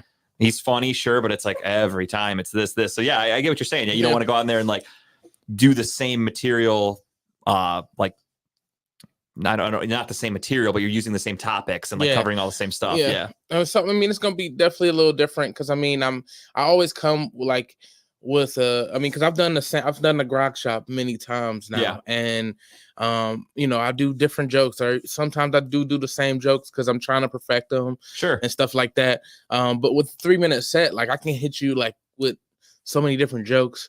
you know, if you giving me 3 minutes, cool. Like my set is really like 20 to 25 minutes Right. regularly. So to be able to come and give you 3 minutes, like it's always gonna be different. It's gonna be playing off of my other jokes, so it kind of works out.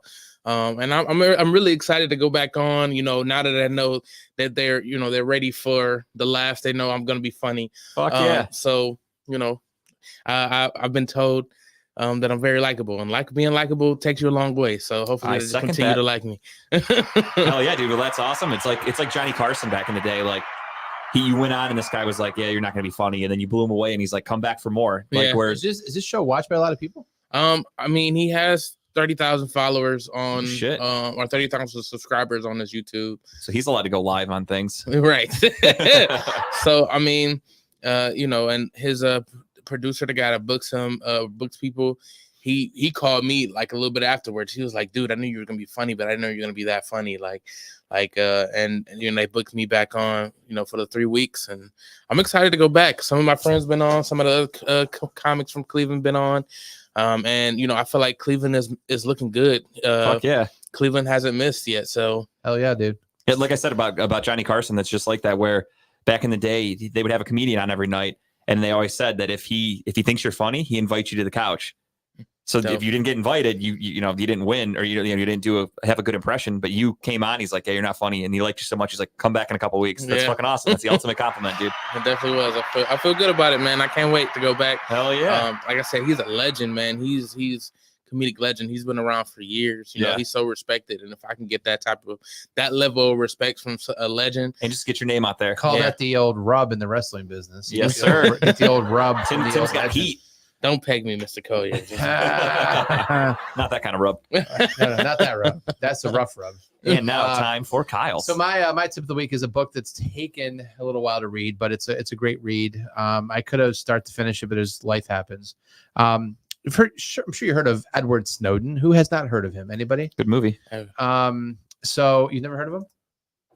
no, Oh, I mean, really? no, I've heard Okay. I've heard Snowden. Yeah. All right. So Permanent Records. He's book- heard of Young Jeezy, the snowman. Yeah. Everybody has. Basically. So Permanent Records, basically a story about his life. If you don't know a little background, Snowden is a guy who, very smart, very intelligent guy, came up through. He first went into the military. He not flunked out, but he broke his leg. So he went into the CIA. Then he went from the CIA to the NSA. And from there, he basically helped write and helped design some of the basically tracking systems that they utilize today to watch everyone, to keep records and so on and so forth. And he ends up giving some top secret information to some journalists to basically let it be known that the United States of America is a bunch of shady motherfuckers. You know, just if you don't expect you're being watched 24/7 or someone does have information on you, then I'm sorry for you. But my life's not that exciting. But he basically exposes what we all know now is that there's mass surveillance going on. He helped design some of that stuff. This book goes into detail about his life and how he did it and what he did for the government and stuff. And he doesn't go into details. He doesn't give away top secret. He actually prefaces the book by saying, I'm not giving away details of our whatever. Like, he's just letting you know what happened and how it happened. He's now a Russian citizen. He's basically excommunicated from the United States, unfortunately. I don't think he's a bad guy. He's a whistleblower, right? He kind of put the truth out there and our government wanted to shut him up. I think that it's a really good book. If you're interested in this kind of stuff, it's worth a read. He's a very interesting character, I will say. Yeah, I saw the movie Snowden. Fantastic. Yeah, like you sure. said, it just the eye-opening stuff that it shows you was fucking wild. Yeah. I don't know why I thought he was dead. It is one of those situations though alive. of like, obviously the government has so much shit that the Sure. public does not know and will never know. No, So when yeah. shit like this comes out, they do not like it. No. But it's like, as citizens, do we really want to know all this? Like, I had a feeling people were watching our cameras, but now they could do this Yeah. shit. It's kind of like, I just wish I didn't know this. Like, Yeah, I'd like to right. just go back with being naive and Yeah. not knowing. That's just Well, me. They're gonna watch me jacking off. That's what I said, like, Now I exclusively turn on all my cameras and face them towards me while I'm jacking off, just in listen, lean case. into it, man. Because if there's some Into it. dude having a shitty day at work, I want him to be like, let's check in on this guy. And he's like, oh, okay. And maybe I brighten his day. I don't know. Yeah, Um, there's some shit in that book when you read, you're like, holy fuck. Like, I mean, you knew that some of this stuff happened, but how they do it and what they care more about, it's Yeah. not so much the context of like our conversation with each other. It's more so like, hey, Justin woke up and left his house at 10 a.m. He went to this place by 1 p.m. He was here for how long? He got a text message, email from these people. Like, that's the kind of stuff that, like, your entire movement of your Oh body yeah, they have it all. is all tracked. It's geo-tracked, all that shit. Absolutely. Yeah. So if you want to wean yourself into that book, I'm hard to miss anyway, so I really very true. If you want to wean yourself into that book, I suggest watching the movie. I think that would actually be a really Sure. good lead-in for people to kind of get an If understanding that on it. makes It's you curious fantastic. about it, then get into Yeah. the details of the book for sure. All right. And my tip of the week is something we kind of touched on earlier today. It is, again, one of my favorite comedians of all time, Anthony Jeselnik. He does a podcast, and his podcast is, am I in the middle camera here? that camera. I don't have one. No, yeah, you're in the middle. Oh, yeah, okay. I didn't have one facing me, so I wasn't sure which one to look at. So Anthony Jeselnik is one of my favorite comedians. Him and his best friend, Greg Rosenthal, known from the NFL Network, they do a podcast called the Jeselnik and Rosenthal. Why can't I fucking talk? JRVP. I had a Kyle stroke there. The Jeselnik and Rosenthal Vanity Project. I was combining their names like fucking Tomcat, Tom Cruise and Katie Holmes. And they're funny as fuck. They've done like probably 200 episodes at this point. They've been all over. They were with Comedy Central at one point. They were actually with the NFL Network back in the day when they first started. And now they are with All Things Comedy. Their show is fantastic. Anthony Jeselnik is funny as fuck. They do it pretty much weekly. This week's episode was exclusively called Cleveland Rocks.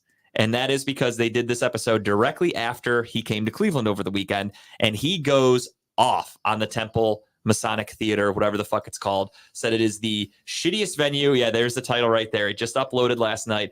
Cleveland Rocks. He says it is the worst venue he's ever played. He will never be back. To that venue. He can't wait to come back to Cleveland, but he said that place was a shithole. Long story short, he did say that the reason they told him he could not do the performance with that microphone was because it was battery operated and that it was only meant for announcements and that its battery life was only like 20 minutes. So he did the whole show with it. The battery never died. He then complained to management and said, why isn't your backup generator kicking on to get all this electricity going? I don't And they even know said- if that place has one. And they told him that. They go, we don't have that. And then I'm sure you've heard of him, the comedian Theo Von. Yes. So Theo Von, I guess, was in Cleveland last weekend, and he does his podcast. He wanted Jeselnik on it. So I guess they set up a little studio for him on Friday at the Temple Masonic Theater. So Jeselnik and Theo Von just sat down and shot the shit. They recorded a podcast, and Theo Von talked about that theater. And he's like, you know, this place is kind of like sketchy, right? And Anthony Jeselnik's like, what do you mean?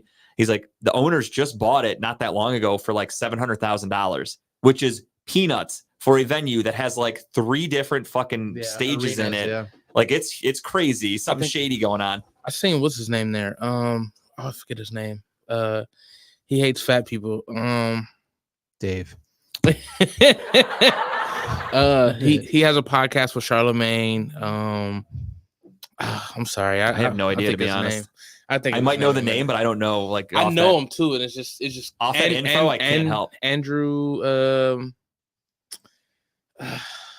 Not Tate. Andrew Schultz. Schultz. Yeah. Okay, yeah, I know Andrew Schultz. yeah, I know yeah. the name. Like I said, I'm good with names. I'm not good with like. Andrew Tate. That's a whole different topic. Yeah, we'll talk more about that another time. That's conspiracy Carl territory. Yeah. But yeah, so I heard that like that's what Theo Von told Anthony Jeselnik was like they just recently bought it. They got it for like $700,000. It's kind of shady, like the whole situation that's going on. Then they have this power outage. They don't have fucking Backup generators. They had one microphone. The sound system was shit. Like he goes off on this venue in this podcast. It's funny as fuck. And as somebody that was there, that makes me really happy to know that I was at this event Yes. that he has such a fucking miserable story about. And he did thank the crowd a ton. He said that he was ready to literally just say fuck it and cancel the show.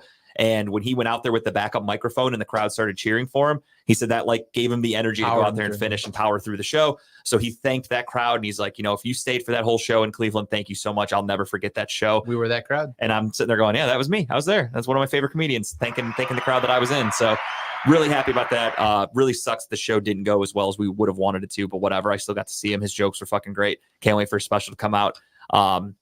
So that's all I got for my tip. And that's it for this week for everybody. I think nobody else has anything else. What a show. This was a great show. Honestly. This is up there. Is probably my favorite show we've done. Honest to God, What a I had a show. fucking blast today, guys. So thank you for everybody that joined with us and Absolutely. watched. Thank you guys for doing the show with me here. Had a Of course, blast. of course. And that's it, right? That's it. On behalf of everybody at Talking About Balls, Cleveland, that was for you. See you, everybody.